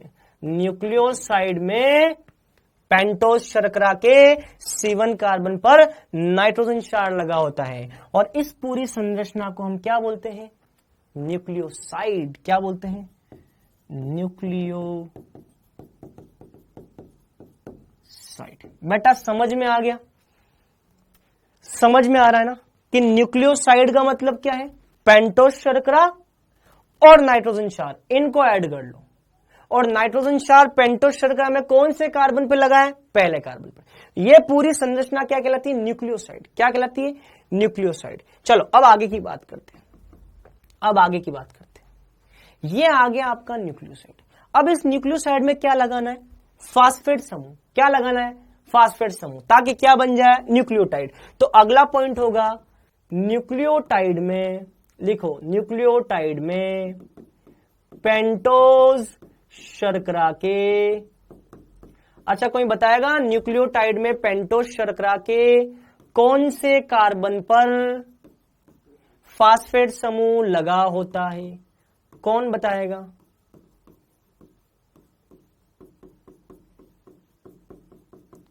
कोई भी बच्चा बता सकता है। न्यूक्लियोटाइड में पेंटोज शर्करा के, न्यूक्लियोटाइड में पेंटोज शर्करा के कौन से कार्बन पर फॉस्फेट समूह लगा होता है? अरे यार तुम तो बड़े होशियार बच्चे हो यार, 5वें। वेरी गुड यार, वेरी गुड। C5 पर। शाबाश, मेरा काम तो तुमने बहुत आसान कर दिया। मेरे को तो कुछ ज्यादा पढ़ाने की जरूरत ही नहीं है। लिख लो C5। अभी हम लगाएंगे, ठीक है? C5 पे लगाएंगे। चलो लिख लिया। इसका मतलब अब हम बनाएंगे न्यूक्लियोटाइड की संरचना। अब न्यूक्लियोटाइड की संरचना बनाएंगे। चलो बनाए। तो ये देखिए, ये रहा आपका पेंटोज शुगर, और कौन सा वाला pentose sugar? Deoxyribose. Second carbon पर डीऑक्सीराइबोज है, इसीलिए सेकंड कार्बन पर ऑक्सीजन नहीं होगा। पहले कार्बन पर कौन लगा होगा? नाइट्रोजन क्षार लगा होगा, नीचे हाइड्रोजन। तीसरे कार्बन पर HOH, चौथे कार्बन पर CH2OH, और ये हो गया 5वां कार्बन। अब न्यूक्लियोटाइड के लिए मुझे इस 5वें कार्बन पे क्या लगाना है? अभी हमने क्या पढ़ा था? न्यूक्लियोटाइड के लिए इस 5वें कार्बन पर हमको क्या लगाना है? 5वें कार्बन पर हमको फास्फेट समूह लगाना है। क्या लगाना है? फास्फेट समूह। तो ये लग गया भैया फास्फेट समूह। ये लो, ये रहा फॉस्फेट समूह, ये रहा फॉस्फेट समूह। ये बन गया भैया आपका न्यूक्लियोटाइड। ये न्यूक्लियोटाइड की संरचना है। समझ में आ गया? पहले कार्बन पे नाइट्रोजन क्षार, देखो बहुत आसान है। पहले कार्बन पे नाइट्रोजन क्षार, 5वें कार्बन पर फॉस्फेट समूह। अगर डीऑक्सी है तो दूसरे कार्बन पर ऑक्सीजन की कमी होगी। बहुत सिंपल है, बहुत ही सिंपल। अब आप सोचो, मैं बायोलॉजी का स्टूडेंट नहीं था कभी, मैंने मैथ्स पढ़ रखी है। जब मैंने मैथ्स पढ़ रखी, जब मैं इतना आसानी से बना सकता हूं तो आपके लिए तो बिल्कुल ही हलवा ही है। मैं कर सकता हूं तो आप निश्चित तौर पे कर सकते हो। ये क्या बन गया? न्यूक्लियोटाइड। क्या बन गया? न्यूक्लियोटाइड। अब आप मुझे एक बात बताओ, न्यूक्लियोसाइड बन गया, न्यूक्लियोसाइड से न्यूक्लियोटाइड बन गया। अब आगे क्या करना है? अब 2 न्यूक्लियोटाइड को जोड़ना है। किसको जोड़ना है? 2 न्यूक्लियोटाइड को। अब हम क्या करेंगे? 2 न्यूक्लियोटाइड को जोड़ेंगे, 2 न्यूक्लियोटाइड को जोड़ेंगे। 2 न्यूक्लियोटाइड को जोड़ना है, इसको हम बोलते हैं क्या? Die nucleotide.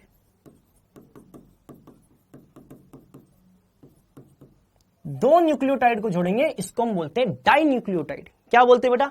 Die nucleotide. तो यहां ध्यान रखना, डाई न्यूक्लियोटाइड में 2 न्यूक्लियोटाइड, बताओ 2 न्यूक्लियोटाइड एक दूसरे से किस किस कार्बन से जुड़े होंगे? बताओ, 2 न्यूक्लियोटाइड एक दूसरे से कौन कौन से कार्बन से जुड़ेंगे? कौन बताएगा? बहुत जबरदस्त यार, बहुत जबरदस्त सर। तीसरा और पांचवा, बिल्कुल सही। तीसरा और पांचवा कार्बन 2 न्यूक्लियोटाइडों को जोड़ेगा। मतलब कि 2 न्यूक्लियोटाइड, तीसरा और पांचवा, मतलब कि पांचवा या तीसरा, तीसरा पांचवा, जो भी C5 और C3 के द्वारा जुड़ा होता है। वेरी गुड, वेरी गुड, शाबाश। चलो बनाए, आ जाओ 2 न्यूक्लियोटाइड बनाते हैं। ये लो भैया, पहले एक न्यूक्लियोटाइड। बताओ न्यूक्लियोटाइड के अंदर क्या होगा? पेंटोस शुगर, उसके पहले कार्बन पे लगा है नाइट्रोजन क्षार। दूसरा कार्बन पर, क्योंकि अगर डीऑक्सी है तो दूसरे कार्बन पर ऑक्सीजन नहीं होगा। तीसरे कार्बन पर पेंटोस शुगर में H और OH लिखते हैं। चौथे कार्बन पर CH2, यहां पर H लिखते हैं। और हमें यह बात पता है कि CH2 पर कौन लगा हुआ है? 5वें कार्बन पर। 5वें कार्बन पर CH2 पर फास्फेट समूह लगा हुआ है। ये फास्फेट समूह O, P, double bond O minus और ये O। समझ रहे हो मेरी बात? ये फास्फेट समूह 5वें पर लग गया। अब क्या बन गया? ये एक न्यूक्लियोटाइड। ये पूरा है बेटा एक न्यूक्लियोटाइड। ये फर्स्ट न्यूक्लियोटाइड है। ये न्यूक्लियोटाइड नंबर 1 बन गया। ये पहला न्यूक्लियोटाइड बन गया। अब बताओ 2 न्यूक्लियोटाइड किस किस से जुड़े होंगे? 2 न्यूक्लियोटाइड C5 और C3 से जुड़े होंगे। मतलब कि इस न्यूक्लियोटाइड से अगर एक और न्यूक्लियोटाइड मुझे जोड़ना है तो इसका जो तीसरा कार्बन होगा वो नीचे वाले न्यूक्लियोटाइड के 5वें कार्बन से जुड़ेगा। एक न्यूक्लियोटाइड का तीसरा, एक का तीसरा और नीचे वाले का 5वां। अरे सही बोल रहा हूं ना मैं? सही बोल रहा हूं मैं? तो एक न्यूक्लियोटाइड का तीसरा और नीचे वाला जो होगा उसका 5वां। चलो जोड़े, स्टार्ट करते हैं। आ जाओ स्टार्ट करते हैं। चलो एक और न्यूक्लियोटाइड बनाएंगे। ये रहा, ये रहा एक और न्यूक्लियोटाइड। ये न्यूक्लियोटाइड, ये न्यूक्लियोटाइड। यहां पे पहले कार्बन पे कौन होगा? नाइट्रोजन क्षार। नीचे कौन होगा? हाइड्रोजन। दूसरे पे H, तीसरे पे OH, चौथे पे CH2, बताओ चौथे के ऊपर कौन सा? पांचवा। चौथे पे CH2, नीचे क्या आएगा H, और ये कौन सा है? ये पांचवा। अब ये पांचवा कार्बन जो है, अब ये जो पांचवा कार्बन है वो तीसरे कार्बन से जुड़ेगा इस फॉस्फेट समूह के द्वारा। ये फॉस्फेट समूह से जुड़ गया, यहां पे ऑक्सीजन, यहां पे ऑक्सीजन, यहां CH2। इसको हम बोलते बेटा फास्फोडाइएस्टर बॉन्ड। इस बॉन्ड को बोलते हैं फास्फोडाइएस्टर बॉन्ड। दो न्यूक्लियोटाइड के बीच में फास्फोडाइएस्टर बॉन्ड होता है। समझ में आया? अच्छा सर, अब इस नीचे वाले न्यूक्लियोटाइड का क्या होगा? इस नीचे वाले न्यूक्लियोटाइड में भी ये जो तीसरे कार्बन पर जो OH है, ये तीसरे कार्बन पर जो ऑक्सीजन है वो भी नीचे वाले फास्फेट समूह से जुड़ा होगा, और यहाँ पे ऊपर वाले न्यूक्लियोटाइड में जो पांचवें कार्बन पर जो फास्फेट है वो भी ऊपर किसी ना किसी न्यूक्लियोटाइड से जुड़ा होगा। मतलब ऊपर न्यूक्लियोटाइड, फिर न्यूक्लियोटाइड, फिर न्यूक्लियोटाइड, फिर न्यूक्लियोटाइड, फिर न्यूक्लियोटाइड, ऐसे बहुत सारे न्यूक्लियोटाइड, पॉलीन्यूक्लियोटाइड चेन बनाएंगे तो ये बन जाएगी एक स्ट्रैंड। इसको क्या बोलते हैं बेटा? एक स्ट्रैंड। तो ये एक स्ट्रैंड कैसे बनेगी? तो देखो, न्यूक्लियोटाइड, ठीक है, इसका जो थर्ड कार्बन है ऊपर फिफ्थ कार्बन, थर्ड से कौन जुड़ेगा? फिफ्थ, फिर न्यूक्लियोटाइड, फिर इसका जो थर्ड कार्बन है वो अगले न्यूक्लियोटाइड के फिफ्थ से जुड़ेगा,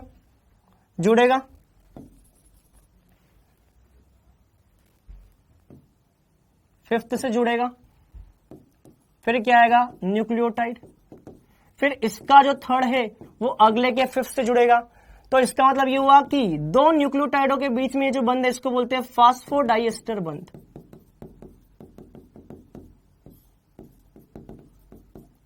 तो ऐसे चलता रहेगा, nucleotide, nucleotide, nucleotide, nucleotide, nucleotide, ऐसे एक स्ट्रैंड बन जाएगी। ये बन जाएगी पूरी एक स्ट्रैंड, एक स्ट्रैंड बन जाएगी। और हमें पता है कि डीएनए में दो स्ट्रैंड होती हैं। कितनी स्ट्रैंड होती हैं? दो स्ट्रैंड होती हैं। डीएनए में होती हैं दो स्ट्रैंड। तो इसका मतलब एक स्ट्रैंड ये वाली, ये एक स्ट्रैंड, एक स्ट्रैंड, और दूसरी स्ट्रैंड ये वाली, ये दूसरी स्ट्रैंड, सेकंड स्ट्रैंड। अरे बेटा समझ में आ रहा है?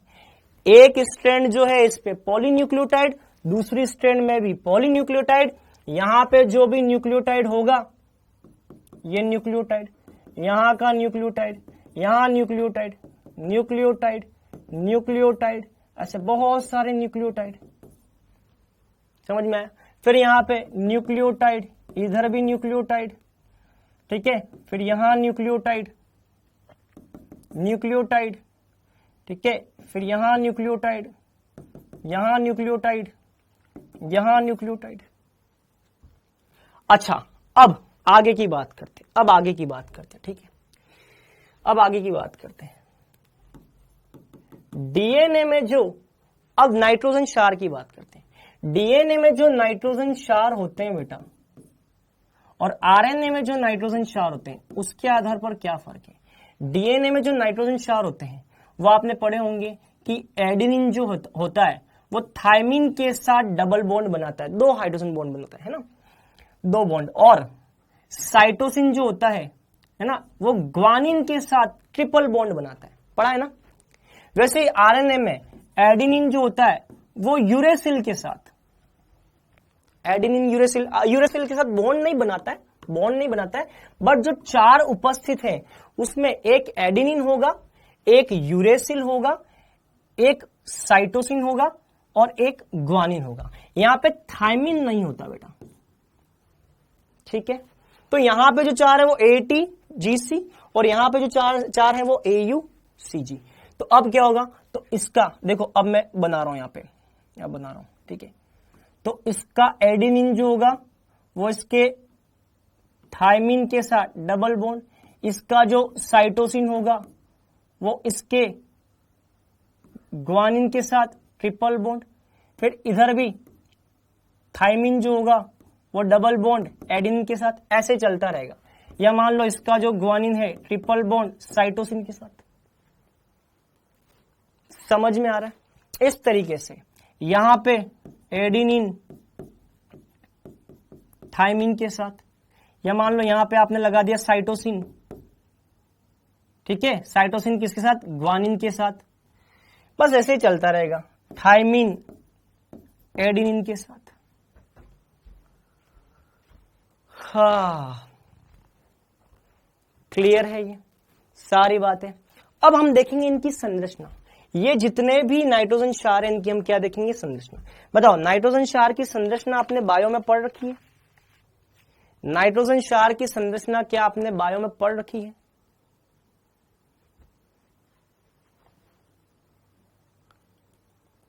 क्या आपने नाइट्रोजन क्षार की संरचना बायो में पढ़ रखी? अरे बहुत जबरदस्त यार, बायो में मतलब संरचना पढ़ रखी है, बहुत बढ़िया। ये तो यार और काम आसान हो। तो अब लास्ट हम लिखेंगे नाइट्रोजन क्षार, ठीक है। इसमें सबसे पहले प्यूरिन, प्यूरिन में आता है एडिनिन और ग्वानिन, ठीक है, और पिरिमिडिन में आता है साइटोसिन, यूरेसिल और थाइमिन। बहुत बढ़िया। चलो एडिनिन और ग्वानिन की पहले बात करते, ठीक है। पहले आप संरचना बनाओ।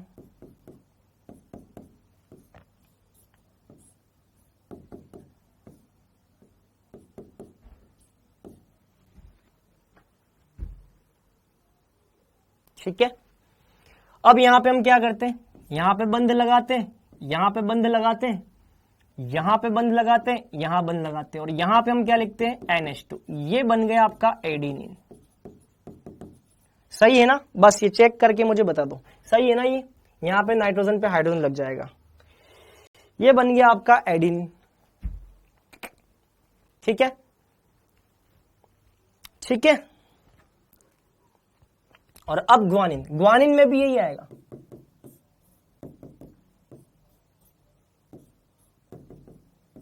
हो गया, चैप्टर फिनिश हो गया भैया ये, ठीक है, चैप्टर फिनिश हो गया। ये बंद, ठीक है, और यहां पे हम बनाते हैं क्या? ये NH2 और यहां पे आ जाएगा CO, ये हो जाएगा ग्वानिन। चेक तो करो जरा, सही है या नहीं? चेक करो जरा, सही है या नहीं? ये NH आ जाएगा यहां पे, ठीक है। तो इस तरीके से, ठीक है, मैं भी देख रहा हूं, है ना, देख लो। अच्छा, इसमें यहां पे आता है double bond. Okay okay okay okay, इसमें यहां पे डबल बॉन्ड आता है, यहां पे NH आता है, ठीक है। यहां पे डबल बॉन्ड आएगा, यहां NH आएगा, बस ये देख लो, ये संरचना हो जाएगी इसकी। चलो अब इनकी बात करते हैं, पिरिमिडल की, ठीक है। सबसे पहले हम संरचना तीनों की एक एक बार बना लेते हैं, ठीक है। क्या क्या होता है तीनों में बना लेते हैं। देखो, तीनों में एक वलय तो कॉमन होती है, नाइट्रोजन। ये वाली वलय तो तीनों में कॉमन होती है,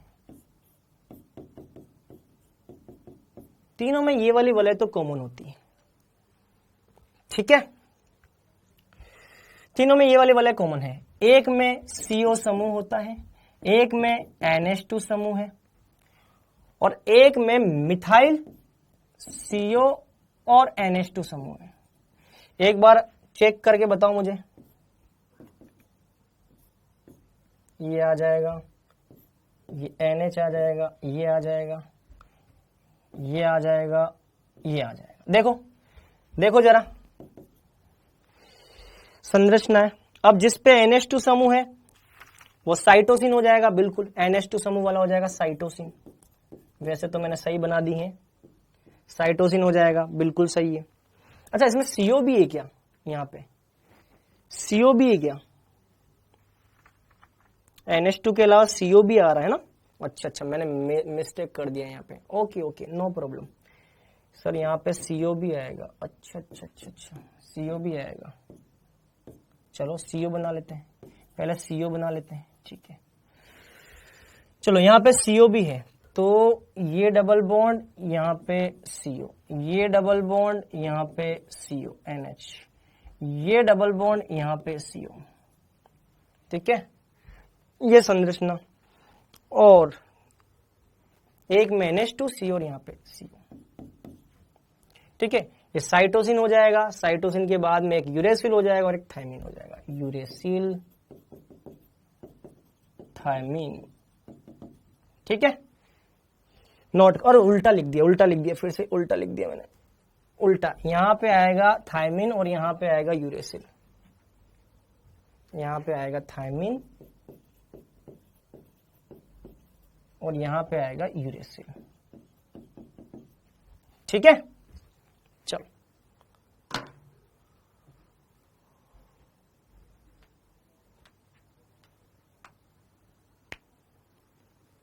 चलो ये नोट कर लो। ठीक है, ये कंप्लीट हो गया, संरचनाएं होगी। मैंने भी एक बार क्रॉस चेक कर लिया है, CO आ गया, उधर भी CO आ रहा है, N आ रहा है, एक पे NH2 आ रहा है। ठीक है, क्लियर। चलो ये हो गया चैप्टर कंप्लीट। क्या हो गया? Chapter complete. अब हम बात करेंगे होमवर्क की। अब ये बच्चा क्या पूछ रहा है बार बार, जब हमारे DNA में OH समूह है तो हमें नशा क्यों? अरे यार तुम क्या बातें पूछते रहते हो यार तुम, हैं? सर हमारे DNA में OH समूह है तो हमको नशा क्यों होता है? तुम्हारी बुद्धि नशे पे ही क्यों जाती है भाई, हैं? तुम्हारी बुद्धि नशे पे ही क्यों जाती है भैया? नशा जो होता है वो अल्कोहल लेने पे होता है। DNA में जो OH समूह लगा हुआ वो प्योर अल्कोहल नहीं है। वो जो नशा होता है वो एथिल अल्कोहल, मैथिल अल्कोहल। कई बार नशा जो वो होता है वो जहरीला भी होता है। तो ज्यादा अच्छा होगा कि आप इस चीज को अगर आप बायोलॉजी के टीचर से पूछेंगे तो वो ज्यादा अच्छे से जवाब देगा। वो लीवर में जाकर के क्या करता है, लीवर सिरोसिस वगैरह आप कुछ पढ़ते हैं मेरे ख्याल से, मुझे तो बायोलॉजी इतनी आती भी नहीं है। वो लीवर में जाकर के कुछ एक्शन वेक्शन करता है, वो पता नहीं सूजन आ जाती है और समथिंग समथिंग। ठीक है, चलो अब होमवर्क में बता दो। चलो होमवर्क में हो गया, चैप्टर कंप्लीट हो गया। अब बता दो, होमवर्क में बता दो यार। उल्टा है सर, कहां उल्टा है? हाँ थोड़ा बता दो यार, बता दो उल्टा कहां है। वैसे मैं देख रहा हूं, मैं चेक कर लेता हूं, फिर से। उल्टा है, देखो साइटोसिन में NH2 आएगा, बिल्कुल सही है। साइटोसिन में NH2 आएगा। हाँ मैं यहाँ पे ये बॉन्ड बनाना मिस कर गया हूं तो ये आ जाएगा। ठीक है, थायमिन में क्या आ रहा? अच्छा थायमिन में नहीं, थायमिन अच्छा उल्टा लिख दिया है। हाँ सही बोल, पहले सही लिखा था। थायमिन में ये आएगा है, थायमिन में ये आएगा। ओके, ये थायमिन में आएगा, थायमिन, और ये आएगा यूरेसिल। हाँ उल्टा है, बिल्कुल सही।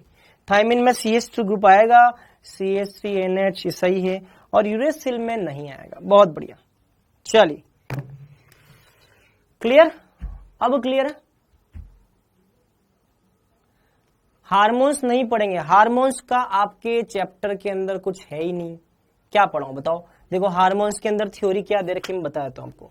हार्मोन्स की थ्योरी दे रखी है, हार्मोन्स और मॉलिक्यूल जो कि इंटरसेलुलर मैसेंजर का काम करते हैं, पॉलीप्रोटीन होते हैं, पॉलीपेप्टाइड रूप में पाए जाते हैं। तो मेरा मानना है कि हार्मोन की जो थ्योरी हम यहाँ पर पढ़ रहे हैं उससे ज्यादा अच्छी हार्मोन की थ्योरी आप एक बार देख लेना, NCERT वगैरह से आप एक बार हार्मोन पढ़ लेना। लेकिन इससे ज्यादा बढ़िया आपको हार्मोन का बायोलॉजी में आपको ज्यादा मिलेगा। केमिस्ट्री के अंदर हार्मोन की थ्योरी आपको इतनी ज्यादा नहीं मिलेगी, फिर भी आप NCERT पढ़ लेना, उसमें ऐसा कुछ दिया नहीं। देखो मेरे सामने बुक खुली हुई है, मैं देख रहा हूं हार्मोन के अंदर ऐसी कोई बात लिखी हुई है नहीं, लेकिन फिर भी आप रीडिंग लगा लेना। अगर कोई पॉइंट आपको समझ में नहीं आता है तो आप मुझे बता देना। ठीक है, आप मुझे बता देना कि सर हार्मोन के अंदर ये वाली लाइन लिखी हुई है, समझ में नहीं आ रही है, मैं बता दूंगा, कोई दिक्कत नहीं है। हाँ आप मुझे क्वेश्चन नंबर बता दीजिए, कौन सा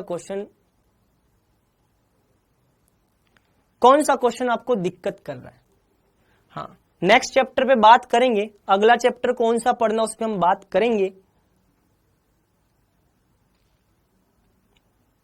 ग्वानिन में एक H हटा दो सर, ग्वानिन में एक H हटा दो, कौन सा H हटाना है बेटा? ग्वानिन में एक H हटा दो। ओके, नाइस नाइस, बहुत बढ़िया। ग्वानिन में एक H हटा दो, हटा दिया बेटा मैंने। अब ठीक है, चलो और कुछ किसी को अगर लगता है स्ट्रक्चर में कोई ऊपर नीचे थोड़ा बहुत, वैसे मुझे लगता है हमने सही बनाई है, लेकिन अगर आपको लग रहा था यहां से मैंने हटा दिया है, ठीक है। चलो क्वेश्चन नंबर बता दो, है ना, बता देना आप मुझे कोई स्ट्रक्चर में आपको लगता है ऊपर नीचे हुआ है तो क्वेश्चन नंबर बता दीजिए। चलो क्वेश्चन पे आते हैं। होमवर्क में मैंने जो क्वेश्चन दिए थे, क्वेश्चन नंबर 21 से कौन सा क्वेश्चन है भाई? 26 और 35, क्वेश्चन नंबर 26 और 35। 26 देख लेते हैं भाई। अरे 26, पेप्टाइड श्रृंखलाओं के मध्य आकर्षण। पेप्टाइड श्रृंखला किससे बनी होती है? पेप्टाइड बंध से। अरे 26 में क्या डाउट है? पेप्टाइड श्रृंखला किससे बनी होती है? पेप्टाइड बंध से। और 26 के बाद क्या था? 32 पेंटो। अरे काहे मजाक करते हो भाई, काहे मजाक करते हो यार, काहे मजाक करते हो यार, ऐसी मजाक ना करो यार। और बताओ और क्या है? और हम 38, सर 38 बता दो। अरे ये रेशा है, ये रेशा है, ये रेशा, हीमोग्लोबिन। अरे काहे मजाक कर रहे हो यार, क्यों मस्ती मजाक कर रहे हो भाई, है क्यों टाइम वेस्ट कर रहे हो? और 23, 24, 35, 23, 35 क्या है? द्वितीयक संरचना। अरे द्वितीयक संरचना में मैंने बताया था, द्वितीयक संरचना में अल्फा हेलिक्स होता है, कुंडलन होता है, कुंडलन होता है। देखो पॉलीपेप्टाइड श्रृंखला के नियमित मुड़ने, फोल्डिंग हो जाती है ऐसे ऐसे, और ग्लोबुलर के अंदर भी फोल्ड हो जाते हैं। ध्यान है आपको ये बात, प्रोटीन के अंदर द्वितीयक संरचना में फोल्डिंग हो जाती है, ठीक है। और कौन सा था? 21 तो बता दिया है मैंने।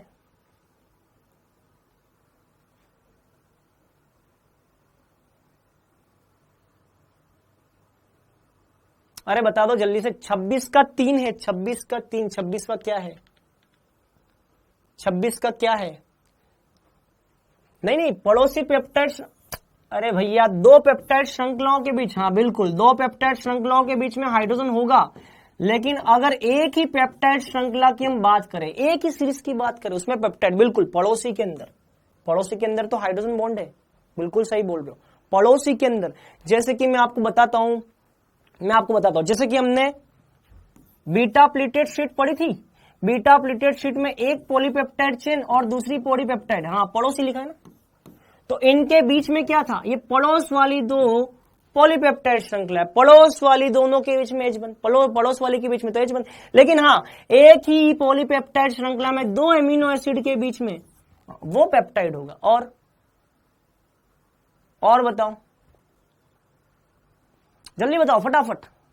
30, 33, 34। विटामिन B1 का रासायनिक रूप से, अरे यार ये मैंने दिया ही नहीं था, फिर भी पूछ रहे हो, ये मैंने दिया ही नहीं था। 31 भी नहीं दिया था, अब करना है आपको, अब कर लेना 31, DNA RNA अब हो जाएगा। 33 पूछा था शायद किसी ने, 33। अरे भैया 33 में क्या आएगा? देखो यहां पे कौन सा कार्बन है? 5वां। यहां पे कौन सा कार्बन है? पहला। 5वां और पहला कार्बन, हेमी एसिटेल का निर्माण किनके बीच? वलय निर्माण 5वें और पहले कार्बन, 5वें और पहले कार्बन के बीच में। सर आकर्षण बल बोला तो वांडरवाल होना चाहिए। यार देखो वांडरवाल जो है ना, वो वांडरवाल एक तरह का इंटरेक्शन है, अंतः क्रिया है, वो किसी तरह का बंध या बॉन्ड नहीं है, वो समझ रहे हो मेरी बात। इसीलिए हमेशा ध्यान रखना, जब भी आप वांडरवाल के बारे में सोच रहे हो, वो एक टाइप का इंटरेक्शन है, अंतः क्रिया है। 34 क्या है? ये वैसे दिया नहीं था मैंने, बट फिर भी मेरे ख्याल से आज बता दिया। आइसो इलेक्ट्रिक पॉइंट, अरे आज ही तो पढ़ा है, वैसे मैंने होमवर्क में दिया नहीं था, लेकिन ये हो जाएगा, और 25वां क्या है? अरे 25वां भी, हे भगवान, 25वां भी बता चुका हूं प्रभु। क्या कभी कार्बोहाइड्रेट बाईयूरेट परीक्षण देंगे? बाईयूरेट परीक्षण कौन देता है? जिनमें एमाइड बंध पाया जाता है। क्या पाया जाता है? एमाइड। अब एमाइड बंध प्रोटीन में होता है, पॉलीपेप्टाइड में होता है, इवन एमिनो एसिड के लिए भी ये वाली बात हम बोल सकते हैं। यूरिया के अंदर भी, अरे प्रभु, यूरिया के अंदर भी एमाइड। क्या यार तुम, कार्बोहाइड्रेट में बताया मैंने, ये कार्बोहाइड्रेट में नहीं होता। और 37वां क्या है? 37वां क्या है? अल्फा कुंडली संरचना। अरे नालायक हो, तुम्हें है ना नरक में, नरक नसीब होगा, सच बताओ। ये मजाक कर रहा हूं। ये अल्फा हेलिकल और बीटा प्लीटेड शीट नहीं पढ़ा है मैंने, है? ये नहीं बताया प्रोटीन की द्वितीयक संरचना से। अल्फा हेलिकल और बीटा प्लीटेड किससे आता है? अरे यार, अल्फा हेलिकल किसमें आता है? काहे मजे ले रहे हो भैया? और बताओ जल्दी फटाफट, ताकि हम अगले चैप्टर के बारे में बात करें। अगला चैप्टर जो भी है उसके बारे में बात करें। अब आप क्या करना, सर 23 वाला क्वेश्चन बताओ। 23वां वाला कौन सा है? 23वां वाला क्या है? अरे प्रकाशिक गुणन में परिवर्तन।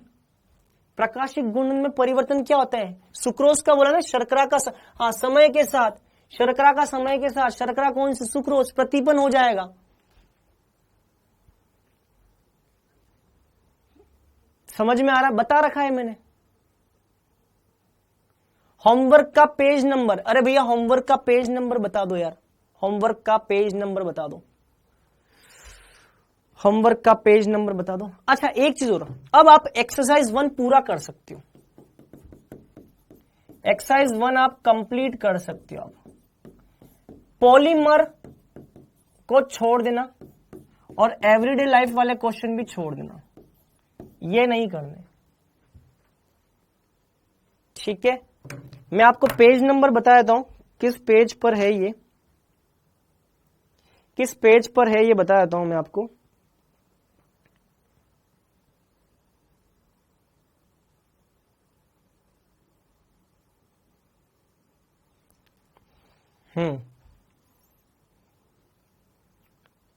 ये पेज नंबर 432 पर मिल जाएंगे क्वेश्चन, 432, ठीक है?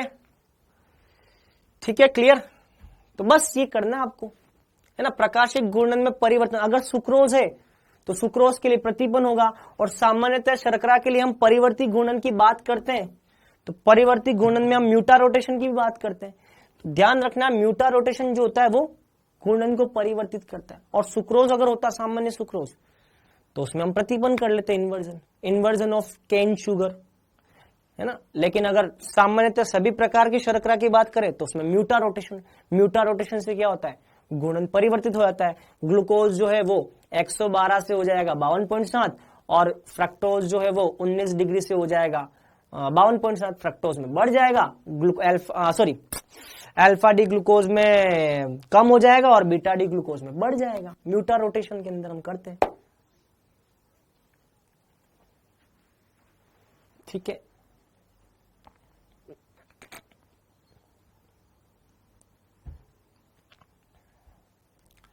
अब हम एक काम करते हैं, अगला चैप्टर पी ब्लॉक का स्टार्ट करते हैं, ठीक है?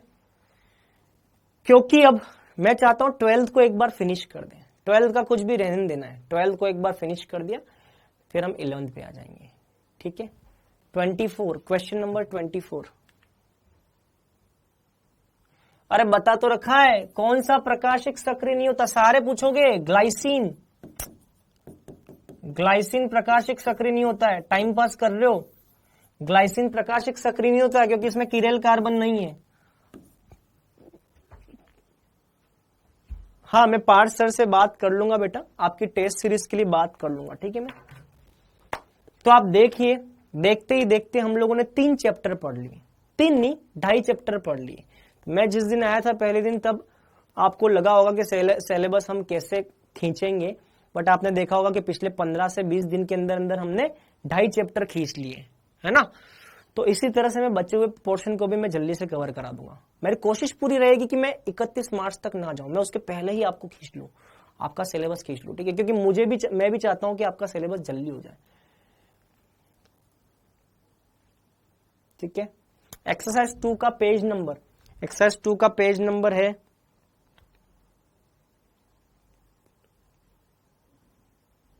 435, ठीक है। एक्सरसाइज 2 का पेज नंबर है 435। 435 पे क्वेश्चन जो वो कर लेना आप, ठीक है, जो दिए मैंने जो दिए वही करने आपको। पी ब्लॉक 12th वाला पढ़ेंगे बेटा, पी ब्लॉक हम 12th वाला पढ़ेंगे। अच्छा, हाइड्रोकार्बन भी बाकी है, अरे क्या बात कर रहे हो यार,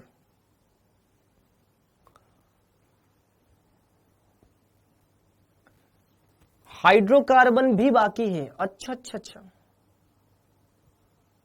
सर आप क्वेश्चन प्रैक्टिस नहीं कराएंगे?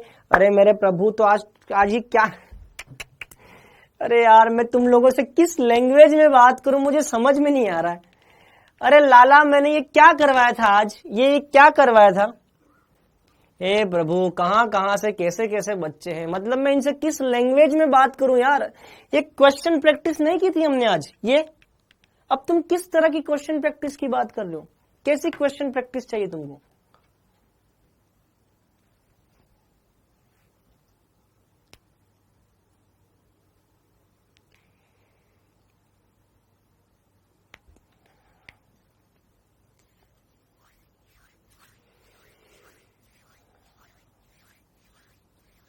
हाँ, रिवीजन के लिए एक्स्ट्रा क्लास स्टार्ट करिए, ठीक है, देख लेंगे।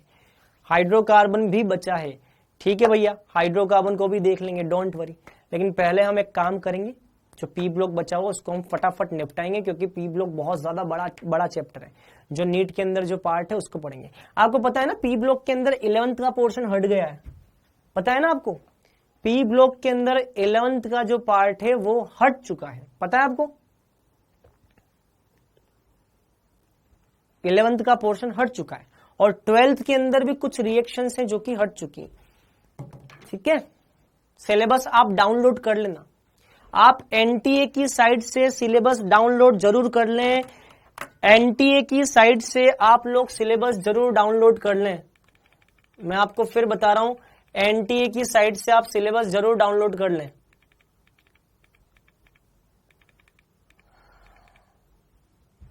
एनटीए की साइट से सिलेबस डाउनलोड जरूर कर लें,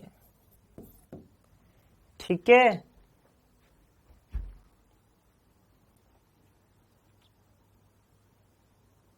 सर एक क्वेश्चन, इस टाइम पर कितनी स्टडी करनी चाहिए? यार देखो, मैं आपको बताऊं, कितनी पढ़ाई करनी चाहिए, इस बात तक कोई सच में कोई वास्तविक आंसर नहीं है। क्यों नहीं है, मैं उसका कारण बताता हूं। कितनी पढ़ाई करनी चाहिए उसका आंसर इसलिए नहीं बेटा, क्योंकि देखो बच्चों, हर बच्चे की क्षमता जो होती है वो अलग अलग होती है। हर बच्चे की क्षमता अलग अलग होती है। कोई बच्चा ऐसा होता है जिसको 4 घंटे में सब कुछ याद हो जाता है। मेरी बात समझ रहे हो? अगर आप मुझसे पूछेंगे कितने घंटे की पढ़ाई आवश्यक है, हाँ मैंने देख लिया बेटा, मैंने देख लिया, सिलेबस देख लिया, आपने एलन से वो डाउनलोड किया है, बिल्कुल मैं समझ चुका हूं, ठीक है। वो पेज मेरे पास भी है।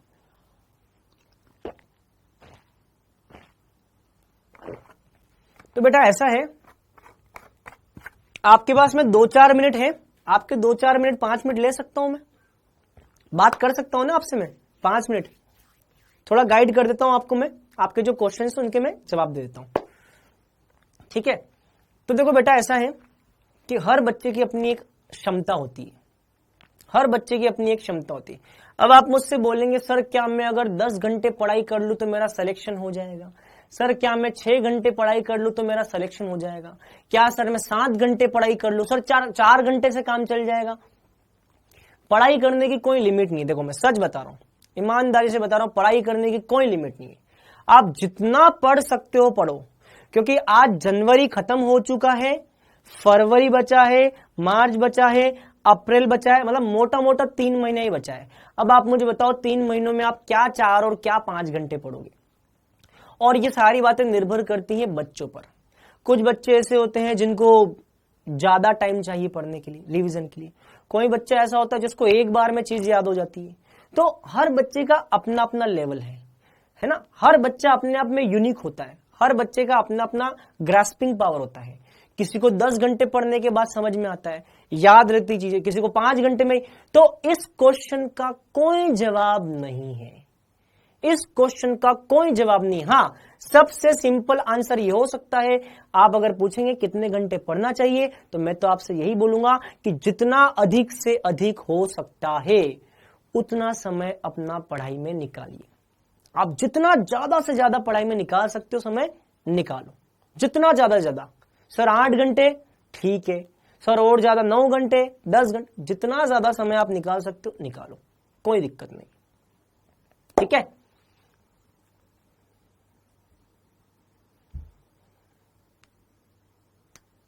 और हाँ, और क्या है,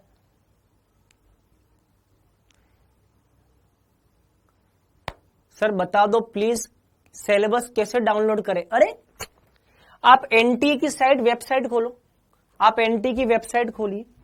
सिलेबस कैसे डाउनलोड करना है, मेरा यहाँ पे नेट प्रॉपर चल नहीं रहा है, नहीं तो मैं आपको मैं ही बता देता। जो एनटीए की वेबसाइट है उसको डाउनलोड करिए। नीट का 2024 का जो सिलेबस है उसको डाउनलोड करिए, अपग्रेड या जो सिलेबस चेंज हो चुका है उस ऑप्शन में जाइए, सिलेबस के ऑप्शन में, वहां पे अपग्रेड आपको सिलेबस मिल जाएगा, वहां से डाउनलोड कर लीजिए, ठीक है।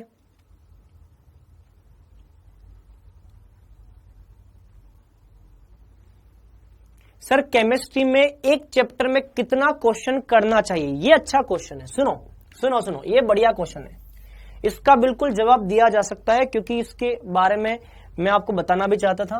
एक बात ध्यान रखना बेटा, अगर आप केमिस्ट्री के अंदर किसी भी चैप्टर को बिल्कुल स्ट्रॉन्ग करना चाहते हो, ऐसा कि मतलब उससे बाहर से क्वेश्चन ही ना जाए, कितने क्वेश्चन कर ले कि हमारा कॉन्सेप्ट क्लियर हो जाए, तो ध्यान रखना बेटा, आप हर चैप्टर के 200-200 क्वेश्चन लगा लो, हर चैप्टर के 200-200 क्वेश्चन लगा लो। लेकिन सर इतना तो समय हमारे पास है ही नहीं, तो कोई बात नहीं, 100 क्वेश्चन तो लगा सकते हो, 100 क्वेश्चन तो लगा सकते हो।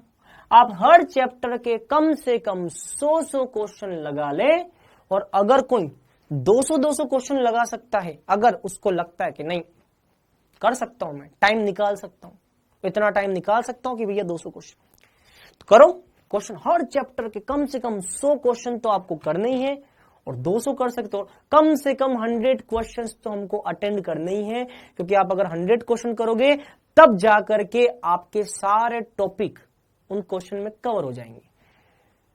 सर रिवीजन का प्लान बता दीजिए, रिवीजन का भी बताएंगे, अभी एक बार तो हम सिलेबस कंप्लीट करें, फिर रिवीजन की भी बात करेंगे। अजहर आमिन बेटा, रिवीजन की भी हम बात करेंगे, एक बार हम सिलेबस को कंप्लीट करें। मैं बता चुका हूं केमिस्ट्री में एक चैप्टर के अंदर कितना क्वेश्चन करना चाहिए, मैं बता चुका हूं। सर नीट में सिलेक्शन के लिए कितना अंक चाहिए, नीट में सिलेक्शन के लिए कम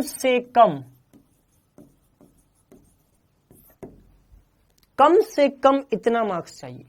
अब आप देख लीजिए, आपकी तैयारी अगर इसके आसपास की नहीं है तो तैयारी जोर शोर से बढ़ा दीजिए, नहीं तो समस्या बढ़ जाएगी, ठीक है। तो अभी तक आप लोगों को सर ने जो भी पढ़ाया है, अभी तक आपको सर लोगों ने जो भी पढ़ाया है, देखिए क्या वो पढ़ने के बाद हमसे सारे क्वेश्चन हो जाएंगे, हमारे 600 मार्क्स, हमको जो भी सर ने पढ़ाया गया है, क्या उससे हम 600 मार्क्स ला सकते हैं? अगर ला सकते हो तो सिलेक्शन हो जाएगा। पढ़ाई करिए जितना कर सकते हैं।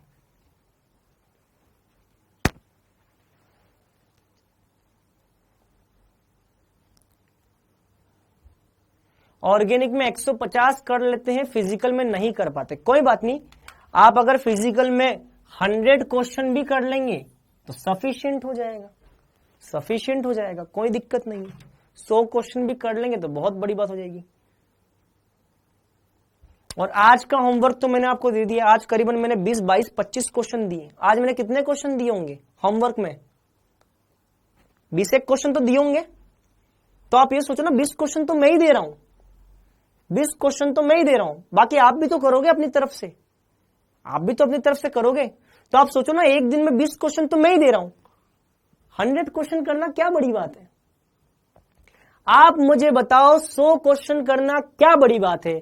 20 क्वेश्चन तो मैंने आज ही दिए हैं, और इससे पहले वाले लेक्चर में किसी में 10 दिए होंगे, किसी में 12 दिए होंगे, किसी में 20 दिए होंगे। तो आप ये मान लो कि मोटा मोटा 50 क्वेश्चन तो मैंने ही होमवर्क में दे दिए, 50 क्वेश्चन तो मैंने ही होमवर्क में दे दिए। और आज 10 क्वेश्चन की प्रैक्टिस की, तो मतलब मान लो 60 क्वेश्चन तो मैं ही करवा रहा हूं। तो आप क्या 100 क्वेश्चन नहीं कर सकते? आप अपनी तरफ से भी तो करोगे ना। सर होमवर्क स्लाइड में ही देते हैं? हाँ बेटा, होमवर्क मैं जो दूंगा वो स्लाइड में मिलेगा आपको, या फिर तो स्लाइड में, या फिर आपको मैं मॉड्यूल बता चुका हूं, डाउट नोट का जो मॉड्यूल है उससे आप ले सकते हैं।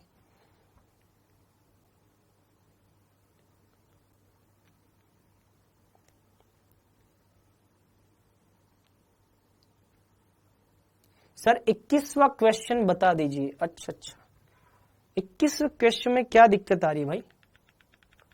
एक बच्चे को 21वें क्वेश्चन में डाउट है। 21वां क्वेश्चन क्या आ गया भैया? सेलुलोज का पूर्ण जल अपघटन करने पर क्या बनता है? मेरे ख्याल से ग्लूकोज ही बनता है, डी ग्लूकोज।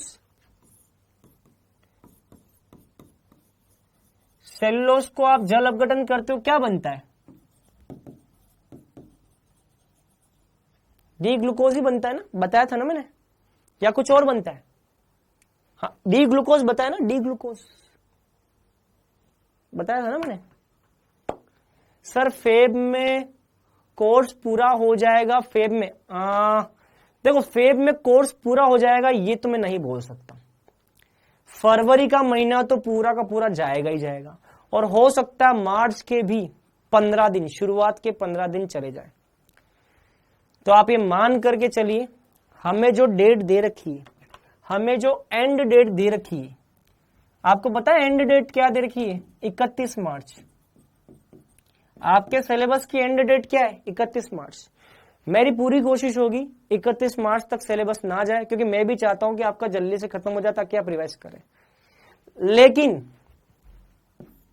ये आपकी एंड डेट है जो कि आपको दी गई है। मेरी कोशिश रहेगी इससे पहले हो जाए।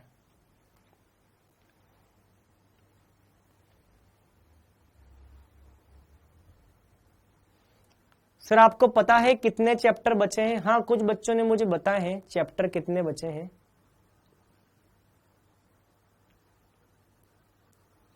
सर अल्फा एल ग्लूकोज और बीटा एल ग्लूकोज का स्ट्रक्चर नहीं बनवाया। बेटा ध्यान से देखो, एल ग्लूकोज का मैंने स्ट्रक्चर बनवाया है, आपको उसी एल ग्लूकोज को साइक्लिक फॉर्म में वैसे ही बनाना है जैसे कि मैंने डी ग्लूकोज को बनाया था।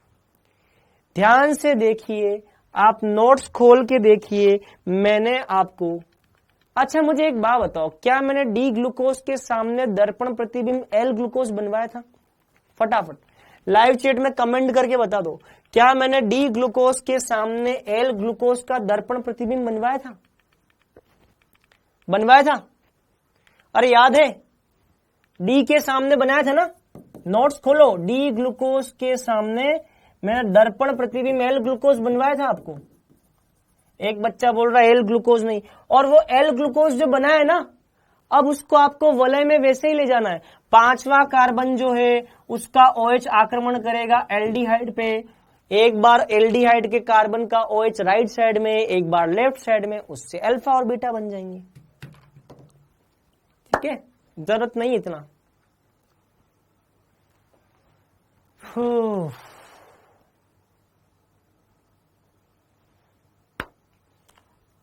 जिसको छुट्टी चाहिए वो जा सकता है।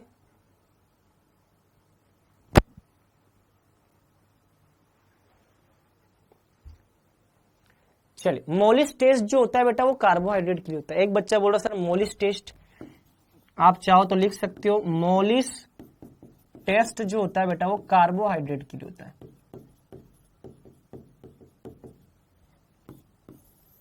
मोलिस टेस्ट जो होता है वो कार्बोहाइड्रेट के लिए होता है। ठीक है, कहां से क्वेश्चन करें? अरे भैया आपको मॉड्यूल मिला हुआ है डाउट नट से, आप उससे क्वेश्चन करिए।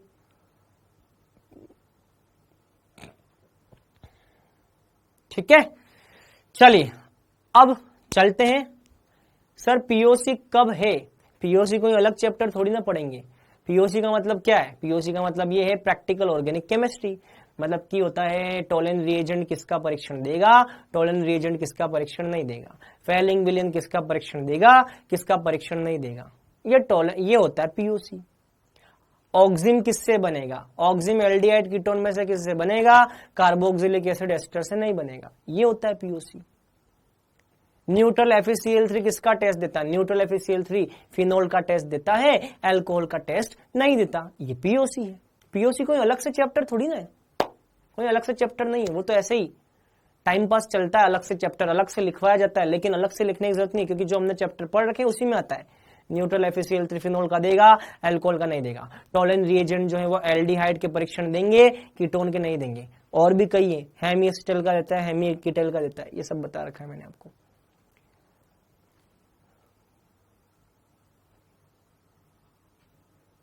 ठीक है, चलो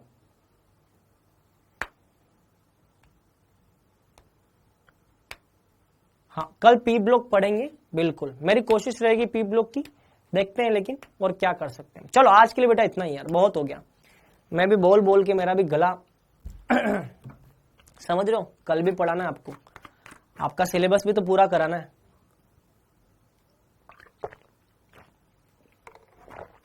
बोल बोल के गला सूख गया है। ऐसा ना हो कि आपके सर का आज ही गला खराब हो जाए और कल से पता चला सर क्लास ही नहीं ले पाए। तो इसलिए आज के लिए इतना ही, और भी बातें हमको जो करनी होंगी वो बाद में हम करेंगे। ठीक है, चलो। और भैया अच्छे से पढ़ाई करो और इधर उधर की बातों में मत लगो। आपको जो पढ़ाया जा रहा है उसको दिल लगा करके पढ़ो। ठीक है, चलो ठीक है। और हाँ, एक प्रॉमिस मैं आपसे जरूर करता हूं, अगर आपने मेरी थ्योरी पढ़ ली तो इतना प्रॉमिस मैं आपसे कर रहा हूं कि नीट के अंदर आपका कोई भी क्वेश्चन बाहर से नहीं आएगा। ये मेरा वादा है, लेकिन आपको थ्योरी पूरी याद होनी चाहिए। ये मैं आपको बोल रहा हूं, मेरा कंटेंट अगर आपने पढ़ लिया तो मैं आपकी आंखों में आंखें डाल करके बोल सकता हूं कि आपका एक भी क्वेश्चन 50 में से 45 क्वेश्चन आप जो करेंगे उसमें से एक भी क्वेश्चन आपका बाहर से नहीं जाएगा। ये मेरा वादा है, और इसके लिए मैं किसी की भी आंखों में आंखें डाल के बोल सकता हूं, क्योंकि मुझे पता है, मैं पिछले 8 साल से पढ़ा रहा हूं। कंटेंट क्या आता है मुझे बहुत अच्छे से पता है। बस आप मेहनत करिए बेटा, मेहनत करिए दिल खोल करके। ठीक है, चलिए, बेस्ट ऑफ लक।